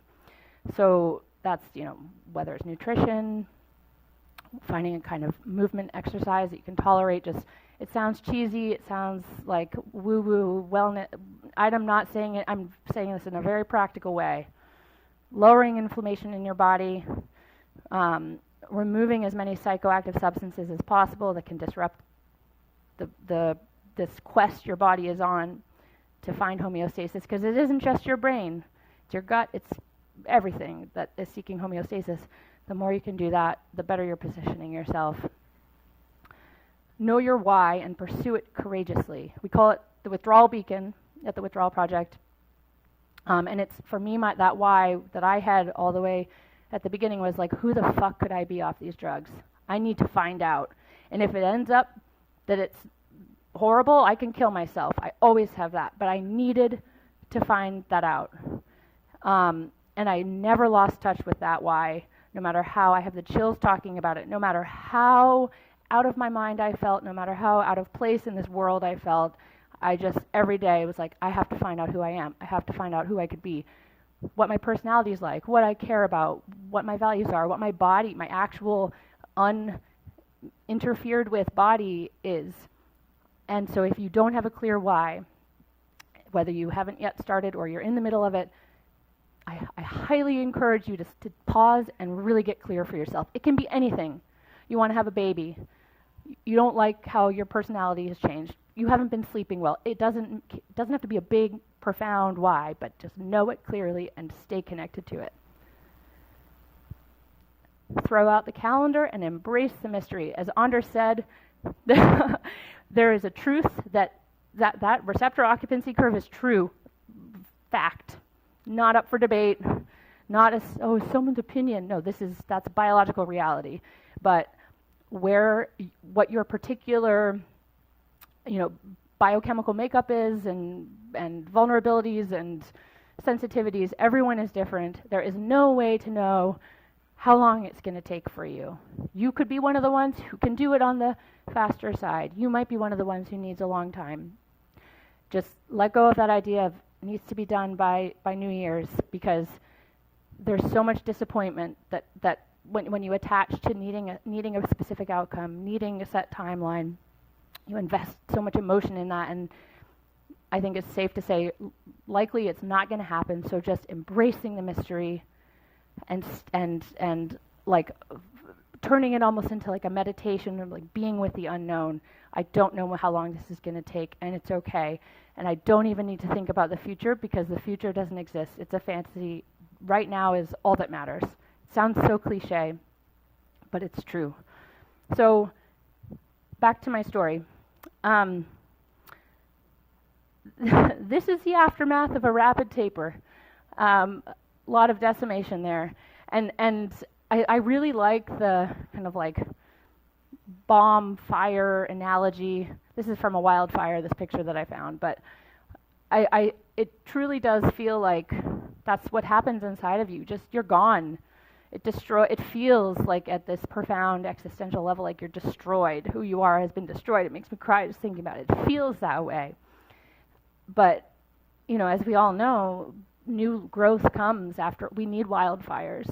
Nature needs to be burned to grow new life. And so for me in that first year, really first 2 years off, I was really, really, really struggling. All the physical issues, the GI stuff, chronic constipation, then diarrhea, chronic migraines. Had a really hard time going into the grocery store because just the lights, the stimulation, being convinced everyone was talking about me and how disgusting I was, blah, blah, blah, blah, blah, blah, blah, all the noise of thought in my head. But at the same time, big things were starting to shift. My sexuality came back online. I had never had an orgasm in my life. I had never had sexual function as an adult. It makes me cry because it's so profound what gets taken from us. When it came back online, it freaked me out so much because I had never felt it. I had that facet of my being. I'd never been online before, so I had to learn who I was at that level. And I'm really lucky that it came back, because for some people, I'm not going to go as far as say as it's permanent, as some people say, but it can take a really long time for some people. I had a few moments too where I was like walking around outside in the winter, and I'd like be like, whoa, I'm real, I exist, holy shit. Like my fingers, I was like I was on psychedelics, like, whoa, I'm here. But overall, it was hard. Now this is me around 2 years off. I like scoured my phone and my computer to find pictures of me. I have so few pictures of me during this because I was so ashamed. I felt so trapped in this body that didn't feel like mine. But I managed to take this selfie with my dog, Mr. Tumnus, rest in peace. It's obviously blurry. That's my baby blanket that I grew up with and slept with in bed. And I'm in my parents' house, and I probably spent like 5 hours before watching TV, because I still was retreating from the world a lot. I was living on my own by this time, but I was still not fully integrated. I was still struggling, still had a lot of physical stuff going on. There had been lots of positive shifts with and how I was existing with my emotions. I was less paranoid, like positive shifts were happening, but I felt like a newborn in life. It felt like I didn't know what the fuck I was doing. In spite of all that though, by this time, this would have been 2012, I was writing a blog. I was sharing my story. Bob Whitaker gave me this amazing gift of a platform and the editorial guidance to start telling my story. I was starting to speak at conferences. I had been going to conferences basically I was starting to go to them within months of being off, because I had realized over these 2 years that I was a part of something much bigger, that my story, what I had gone through, is what we were all going through together. And so I had thrown myself into this world of educating myself, meeting people, getting out there. And here, even though here I am snuggling with my baby blankets and my dog, because this was like all I could handle doing, I'm sure in my mind in this very moment I was like, I can't handle doing anything else right now but being on this couch. Maybe a week before that I was speaking at a conference. So I was living. Perhaps most importantly, through writing my blog, I was hearing from people who were reaching out for help, for support, and I was realizing what I've been through has value. This wasn't wasted years. This wasn't fruitless, pointless, wasted existence. I actually went through something really meaningful that could help someone else. And boy, oh boy, having that every day was so critical for me. So this mouse, Anders, your mouse, I haven't touched a PC in like 15 years. Like, I don't even know how this mouse works. No, I'm trying to look at a note. It's okay. So I look back at that kind of 2-year mark, and I'm like, I was a fucking artist, and I didn't realize it. Like, all of us here, we are artists. I still didn't realize how resourceful I was being, how hard I was working, figuring out how to be, how to feel. Like, I still felt like a deer in headlights basically every day, but when I look back in retrospect, I was testing things out, I was experimenting, I was exploring, I was courageous, and all of us are. All of us are. If you're sitting there and you're like, it's not me, this is not true. Yes, all of us are so courageous for just bumbling along in this unknown terror of post-psych drug life.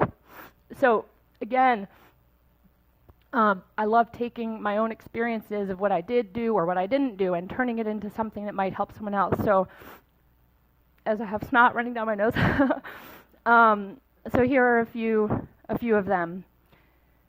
Keep it simple. We are trained in consumer society just as we're bombarded with ads everywhere for this and that, and this new product, like just constant information overload of all the things that we need that will help make us better, that will optimize this, that will do that. When I look back, I see it was when I started to take things away, to simplify, to reduce, to extricate myself from thinking I needed to go find some supplement or some healing modality, even the more holistic ones. The more I let go of that, the more I just let my body have some peace. I see now, I think that was what it was calling out for. As Anders said, like the basic organizing principle of the human body is homeostasis. And the more stimuli, stuff, interference, disruption that's just getting thrown in there, like, I want to try a touch of this supplement because my sleep is a little off, and then maybe this or that. When I think about what's happening inside, that bomb blowing up, that like kind of metaphor of what is happening in our inner landscape, just every new thing is like a new disruption. So even like, just psychoactive substances, processed sugar, all those kinds of things. Be strategic. It's really hard to do this when you're in acute, intense pain, but orienting yourself around, like in line with the long-term stability that you are going to get to as you make your decisions in the here and now. It is such a useful skill to develop. This makes me think of like how I remember reading years ago how I'm not sure which indigenous tribes in what part of North America, probably all of them, every decision that they made was thinking like 2 or 3 generations ahead. How will this, what we're doing right now, affect 3 generations from now? And I mean, we all should be living that way on this planet, and we're not. But that's another conversation. When it comes to the decisions you're making in the here and now of your withdrawal experience, keeping that in mind, that when you're feeling that impulse to, take that over-the-counter sleep aid, whatever it might be, that in the short term might help, it might bring you some relief, it might soothe you in some way, but what is that going to mean for your central nervous system 6 months out, 12 months out? Sometimes these decisions that you make, these strategic decisions you make, are around like maintaining relationships in your life, the kind of support system you're engaging with, how you're, what you're sharing with them, what you're not sharing. Maybe you're someone who has a history of being forcibly drugged, forcibly locked up. Making decisions in the here and now that will help insulate you from that. It's such an important practice. And once you get good at it, and once you realize how much that you're in the driver's seat so much more than you realize, than you think you are, it gets easier and easier to make decisions in this way. Quick fixes lead to long problems. I don't need to say any more. Time is what your body needs most to heal itself. I've covered this. It really is. It's so tantalizing to think, like, if I just find that right specialist who can give me that right thing to speed this up or to fix this withdrawal symptom, it's so tantalizing. I get it. Time. And it isn't, I used to say time heals you. No, your body heals itself. Time is what your body needs to do that. Make space to hear your body's messages, learn to decipher what they mean, and listen accordingly. Sometimes, these drugs disconnect us from ourselves, from our physicality, from our spirits, from every facet of who we are. And the art of living in the aftermath of taking them is the art of coming back into our bodies, understanding what the hell they're telling, what the hell this flesh thing I'm in is telling me. Like, when I eat this and I feel this way, what does that mean? When I sit in front of a screen 5 hours a day and straight and I feel like I'm going to punch someone in the face, like, that's a message I need to listen to. And I know for me, all of my psychiatrized years, I was living every day completely out of touch with what my body was screaming out to me, or was suppressed and blocked from being able to scream out to me. The art of living post-drug is to reconnect with your physicality and with all the languages that it speaks to you, so that you know when sometimes action is needed, like maybe you do need to make a change in your life. Sometimes you just need to feel the pain and be with it. I have a sofa here because about 3 years off, I really started to connect with how political this whole thing is and how rooted in consumer neoliberal ideology this whole thing is, that we truly are trained to be afraid of ourselves and to think we need to buy and consume and obtain shit that's going to fix us. And it's a scam.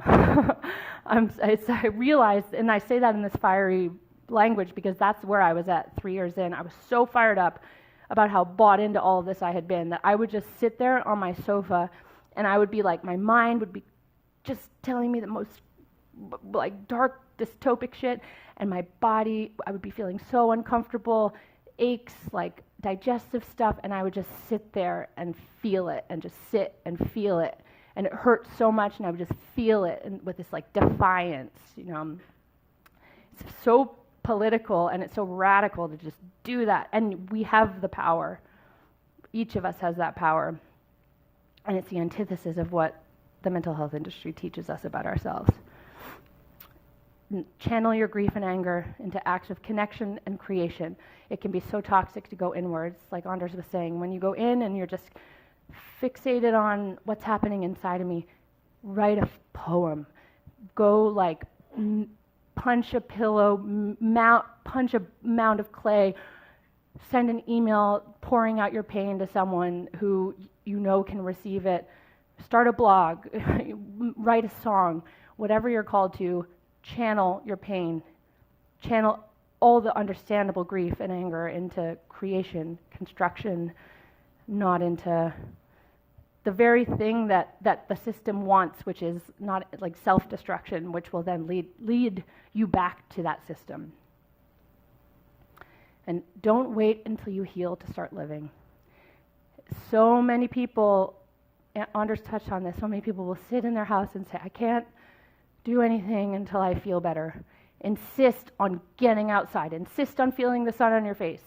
Insist on talking to that stranger in front of you in the grocery line and just having that moment of human connection, no matter how much you're hurting. Okay, so we're at 30 past. Okay, I'm going to move through this, and then we're going to get to some questions. So this is me, again, with the dogs. These are the only pictures I seem to have let myself be taken with. This is me around 3 years off. I was fully alive at this point and still struggling. I was writing, I was connected to so many people. I was in the first healthy relationship I'd ever had in my life. I was working in the mental health system as an advocate, connected to others. I started a support group in Boston where I lived for withdrawal. I was living and I was struggling so much too. And like that's what it's all about. I was insisting on living, and I didn't even realize I was doing this at the time. Oopsie. Anders, this damn mouse. So around this time, 3 years off, this was really hitting me. That getting off these drugs is just the beginning. It's really not even about getting off the drugs. That's the real work begins in the wake of all that. It's at that point that we discover who we are, what we care about, how to communicate, how to connect. Speaking for myself, I had never been able to be an adult. I had been drugged through my entire 20s, so I had to figure out how to be an adult in the world, and it was terrifying.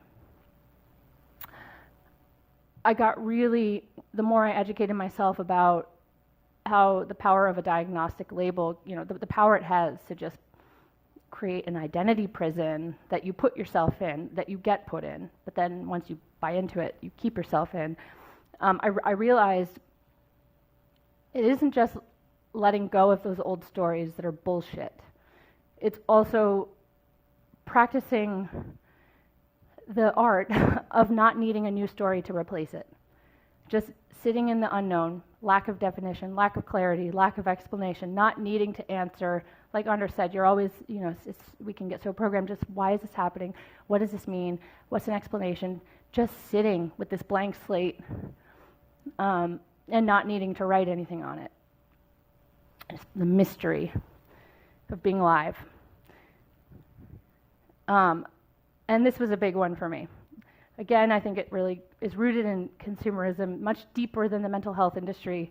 But of course, this is like the very concept of mental health. Like, why the hell do we all think the objective here is to be happy? Like, you couldn't pay me $1 million to be happy all the time.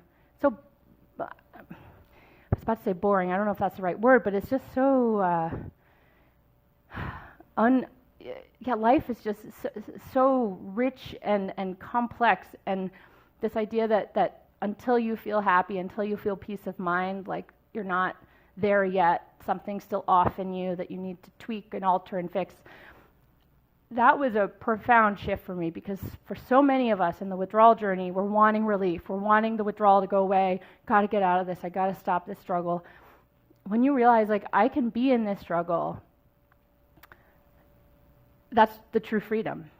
The freedom isn't from the drugs, the pharmaceuticals in your body. The freedom is realizing these drugs are in my past now, and I don't need to go find another solution, because that's an illusion that's going to keep me just like keep me from myself, from what it is to be fully alive. It hurts to live. It hurts to be alive. I cry all the time. Cooper can attest to better than anyone that I have a lot of anger, and it comes out often, especially when I'm sleep deprived, which I've been for years now because I have a fucking kid. I'm a mother. Like, I never would have thought that was possible 13 years ago. Boy, oh boy. But the more you practice just being in the pain, the less afraid you feel of it. It just happens, and you don't need to, like, it makes me think of what Andra just was saying, that you don't need to learn. There's not some, like, skill out there that you need to go sign up for this course that's going to teach you how to be. You just do it. You just be with yourself, no matter what's happening in the space between your ears. Because, boy, what's happening in this space is crazy. If I told you the thoughts that go through my head, if I, like, narrated them to you, you would be like, wow, whoa. And I just, as these 13 years have unfolded, and I'm, like, still very much in this process, but I've just slowly, and I go back too. It's not like a linear progression, but I'm getting better and better at listening past it, because it is noise. Like Anders said, it's noise, it's hallucination. This is real. My feet on the ground, like us with each other, like what's in our heads right now is not real. It's what is behind that, what's deeper than that. I did, in my patient career, my psych patient career, I did a lot of CBT and, like, challenge those thoughts, and, like, like one guy, this psychiatrist, first name Igor, used to say, picture your thoughts are like the bozo on the bus. You're on a bus together, and your thoughts are this bozo, and you say, bozo, I'm not going to listen to, just the most infantilizing, patronizing shit that I fucking sat through for so many years. Like, okay, Igor, that thought, your bad thought, I'm not going to listen to you. Like, just let it all, like the noise. There's just this track in my head all the time, and sometimes I listen to it, but I always know, like, it's not real. And in withdrawal, this skill, as Anders talked about, and this is what I love, like, we're basically saying the same thing. I have no idea who Adrienne Wells is, and I love that, like, we as lay people figure this shit out for ourselves. All we have is right here, right now, this space. When we all go downstairs in however many minutes and, like, look at each other in the face, hug each other, cry, that's reality. This is not reality. You are powerful enough to be with yourself. I don't care what you're telling yourself. I don't care who has told you otherwise. We each are so powerful, and we have the power to stay with ourselves, especially when it hurts the most. Life is so hard. It takes having faith in, for me, like, it's funny. I'm going to wrap up in a minute. Am I good? Yeah. I was just talking with my friend David Cohen, who came into town. He's an awesome guy. Google him if you haven't read his work. He's a professor at UCLA, and I was telling him about, like, my evolution out of how I got basically from where I was as a mental patient in 2010 to now. And I was saying, so I woke up to the bullshit of the DSM and the drugs and all that, and then I kind of, like, got really active in the 12-step world, and that was my home for a while. And it was, like, I was Little Miss AA. I worked the steps. I sponsored women. I was, like, speaking at meetings. And AA is a lifesaver for many people. It isn't right for everyone. I ended up leaving it many years ago. But I eventually realized, like, I've just stepped out of one powerful institution that's basically telling me to, like, turn myself over to this higher power of psychiatry. And now I'm doing it in this other place. And, like, yes, a spiritual disease is much arguably less damaging to think of oneself as having than a medical disease, like a so-called bipolar, but I was still turning my authority over to this higher power. What I ended up realizing is, like, that power is in me, and not in some, like, I am God, Like as human beings, we each have this inner authority, this inner compass that is there all the time. It's not about like going out and figuring out how to trust in yourself. It's about like stripping away all the layers that are blocking you from it, healing the wounds that have interfered with your connection to it. It's in us right now, each of us. You have this power. We all do. So with that, I'll wrap up here, and I think we have maybe 10 to 15 minutes for questions, and then we'll wrap up. Cooper will wrap us up, and then we can all go hug and cry downstairs, be with each other. Thank you.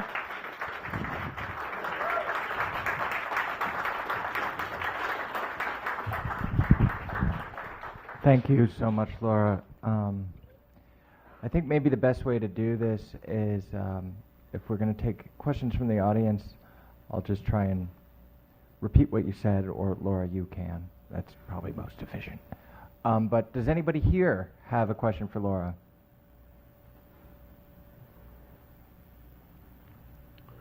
Hi, my name's Jay. First of all, we're from Canada, so I just want to thank you for making us feel at home by dropping the F-bomb. And also talking about snot. I think we were in the right place. Beginning of 2020, our family was turned upside down.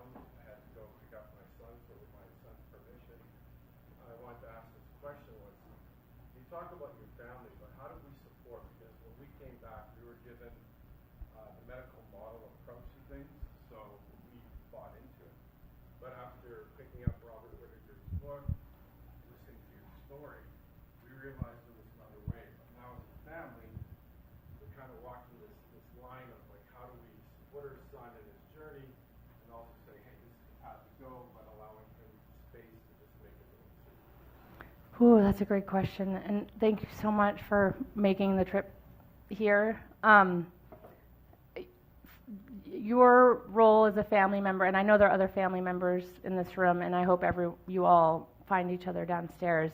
You are in such a difficult role in this because, of course, every situation is different. Sometimes family members reach out to me because their adult child wants to take the drugs, believes in the diagnoses, and the parent has realized, holy shit, what did we do? Why did we ever send our kid? Because often they were kids when they got sent. And there's a whole kind of, strategy isn't the right word, but there's a whole approach to take if it's in that situation. If it's a situation where your family, the person on the drugs wants to come off, or is really curious about this kind of life, I think family members, the number one thing is educate yourself, which it sounds like you're already doing. The more informed you are, the more understanding you have of everything that Anders talked about, the history of the DSM, and this just how non-scientific that textbook is, understanding just how deep the corruption goes in terms of the regulatory bodies in the US and every other country basically having this revolving door relationship with drug industry.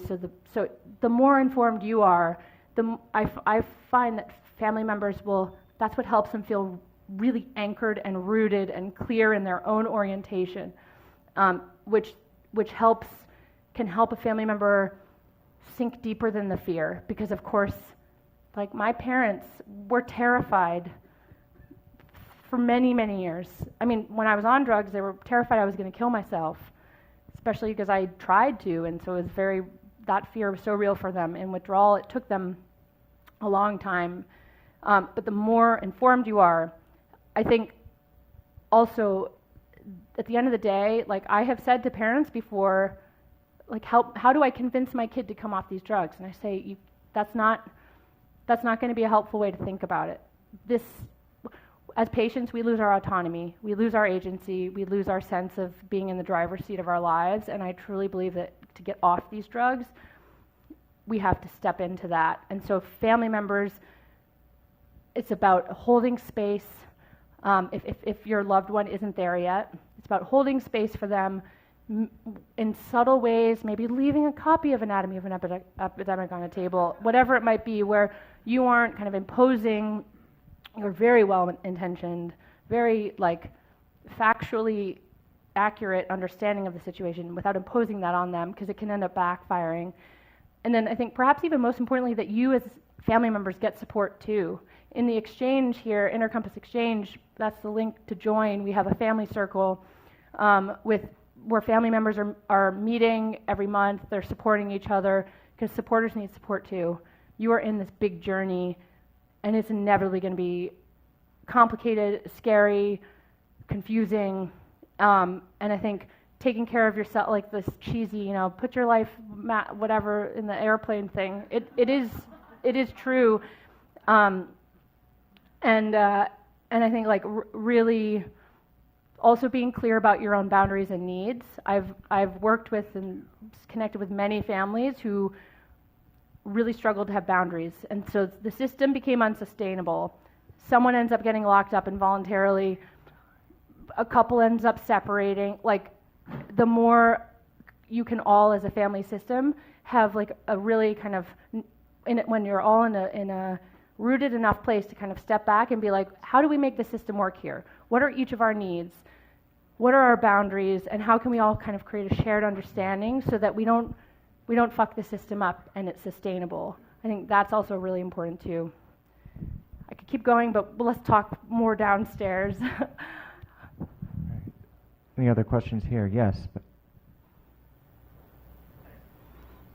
I think at the start, Cooper said, you're not taking on the whole system.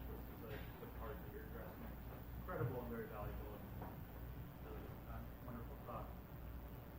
Is there an approach you see that maybe someone else is doing, or a group that's taking on more of the preventative side? Because if 1 in 6 people are on these drugs, if a lot of people would have to go through it sounds like a long, difficult path. So just wondering what you see addressing that with that. It's a really good question, and that, to just like make it a little bit about us for a moment. This is what we are shifting. I shouldn't say shifting. This is what we are expanding our focus on. So the question is basically who and what out there is actually trying to reach people before they get sucked into mental patienthood. And I use that very provocative language on purpose, because that's what I was. That's a big part of, as an organization, as we try to build our funding base, grow our team, grow our capacities. We don't want to just reach downstream anymore, because 99.7% probably of the people who've contacted me over the last 13 years are downstream. They've already been harmed, or their loved one has already been harmed. They've woken up and they're like, holy shit, what do I do? We obviously are going to continue to and expand how we support everyone in that situation. But you're totally right that so much of what in the critical mental health, psych survivor, whatever labels you want to use, landscape, a lot of the focus does end up being on talking about the problems of the mental health industry and helping people mitigate the harms that they've already experienced. So I think a lot of it is going to come down to storytelling, and a big part of what we're going to be expanding into over the next year and beyond is how do we help raise up our stories, get them into the mainstream, all over social media, all over TikTok especially, because it's Gen Z. And I don't know if there's a new one yet beyond it, but Alpha, like that is who we all obviously need to help us older folks as well, but the future is these young people, and the entire culture of TikTok and all that is like, it's cool to be mentally ill. This is how you are understood and validated in your pain. You need a list of labels. The more meds you're on, the more proud you can feel of your pain. And to me, what's at the heart of this is that our society has lost its way. We're disconnected from our neighbors, from our bodies, from ourselves. We're sucked into screens all day. Like, the suffering that these young people are experiencing is very real and needs to be listened to. And the fact that my like old 40-year-old person analysis is like they are in so much pain, their life feels meaningless, society feels fucked, we're destroying our world. What's the point? At least we can all be really mentally ill together and like talk about how fucked up we are all the time. And And it's like, you're suffering, you are canaries in the coal mine, and your suffering is real, and the best way to validate that suffering is to actually talk about it as a response to society and what's happening out there. You're not actually validating your suffering by pathologizing yourself. Like, your suffering is political, and so that's going to be a lot of what we're shifting into doing more of, helping all of our community members tell their stories in really accessible, like viral ways online, so that we get to a point where that 16-year-old girl who's going into that psychiatrist's office for the first time, in the very least, has this seed of an idea in her mind, like, a lot of people say this has actually harmed, like, so that becomes a part of the consciousness of our culture. But there isn't that much happening right now.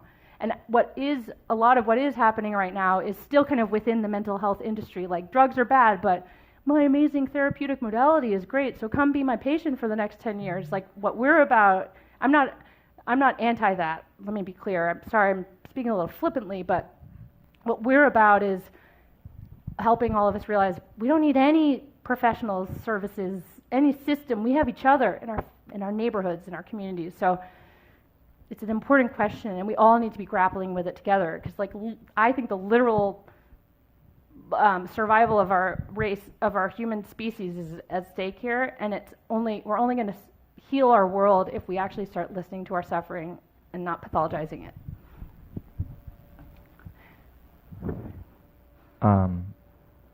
Just get some questions from the online people, and then we can continue our group downstairs. Some people seem to get withdrawal symptoms at a delay. How can they account for that if listening to their body doesn't warn them soon enough?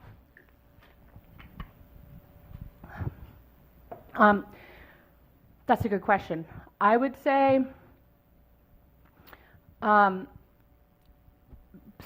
like, we have like a little catchphrase thing we say at the Withdrawal Project: start low, go slow, see how it goes. And I think what can help mitigate against, so just so in case anyone isn't familiar with this, some people will make a cut and dose and they feel fine for a month, for 2 months, sometimes for 3 months, and then suddenly, bam, they're walloped with this like crazy experience, whatever it is, and they're like, how is it, this can't be withdrawal, I made the cut months back. And we don't understand, maybe Anders downstairs will have a better understanding of kind of like biochemically why that happens, because I don't know. But I think the best way to address that is to start out with a small enough cut, giving yourself enough of a stretch of time to like really see how your body handles it, so that you can kind of like never have to get in that situation to begin with, and you just slowly, like, I think the way to think about it is, and I wouldn't say this is a universal rule, there are always exceptions, but any kind of surge of intense enough symptoms that you can't function in your life, like that's a sign of going too fast. So if you can ideally never go too fast to begin with, to set off, whether it's immediate or delayed, that's the better. So starting with a small cut and gradually building up the percentage over a long period of time until you reach the point where you actually feel the onset of something. Chances are, if you do it that way, whatever you have the onset of will be manageable enough that you can be like, whoa, okay, I found the kind of the sweet spot, how I'm tapering. I'm not going to push beyond this, if that makes sense. That's okay.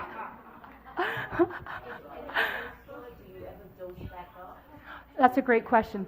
So someone's asking about updosing, which is basically when you make a cut, you experience withdrawal symptoms, so you go back up to your previous dose. So there's no hard and, like, again, because there's so little research into this, this is all what people have kind of figured out for themselves. Generally speaking, if someone makes a cut and it ends up being too big and you feel new symptoms, going back up to the previous dose at which you last felt relatively stable within 2 weeks, a lot of people find is a pretty safe strategy. After 2 weeks, and even sometimes before 2 weeks. But after that, it's a little more hit and miss. If you cut too much, going back up might work, it might not. I remember a friend, I won't say her name, but I haven't seen her a long time. I wonder how she's doing. She updosed like 6 months out, and it resolved her struggles. But on just a note of warning, I also know people whose withdrawal has been way further destabilized by updosing too. So it's like the sooner you go back to the previous dose where you felt stable, the better is kind of the general philosophy, but there's no hard and fast rule. And again, it's like ideally you make cuts that are small enough where that uptick in symptoms is never big enough where you have to do that in the first place. Let's do one more question from online. I think you'll be able to answer this briefly. I get your message. Okay. And I'll then, use this. Thanks, honey. And then I have one last note while we're still up here, so just kick it back to me, and then we'll all go downstairs and continue this conversation.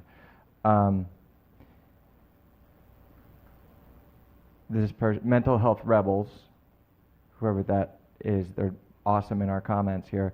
I do wonder about permanent damage, and permanent is in bunny ears. Can brains always heal? There's some really crazy, sad, and rough stories out there.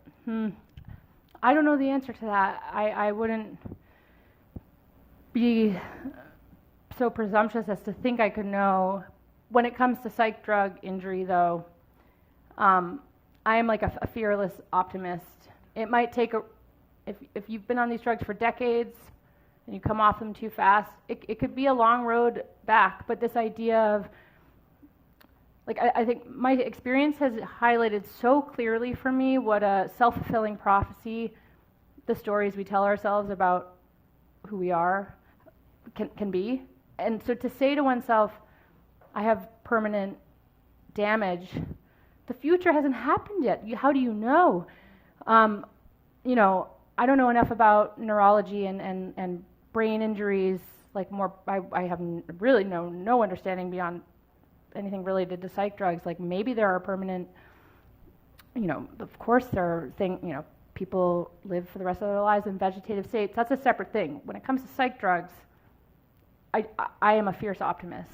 Sometimes quickly, sometimes very, very, very, very slowly. But if the basic organizing principle of the human body is homeostasis, why would that rule, like except for in this situation? Like I'd call me naively optimistic, but I think it's always possible to heal. That being said, I still have sensitivities. I'm 13 years off, and I can't smell perfume. Like I get sensitive with like certain candles. Like there's smells that give me migraines, like digestive issues if I eat certain foods. But I'm like, if that's my permanent injury, like so be it. Like it forces me to be really aware of what I'm putting in my body.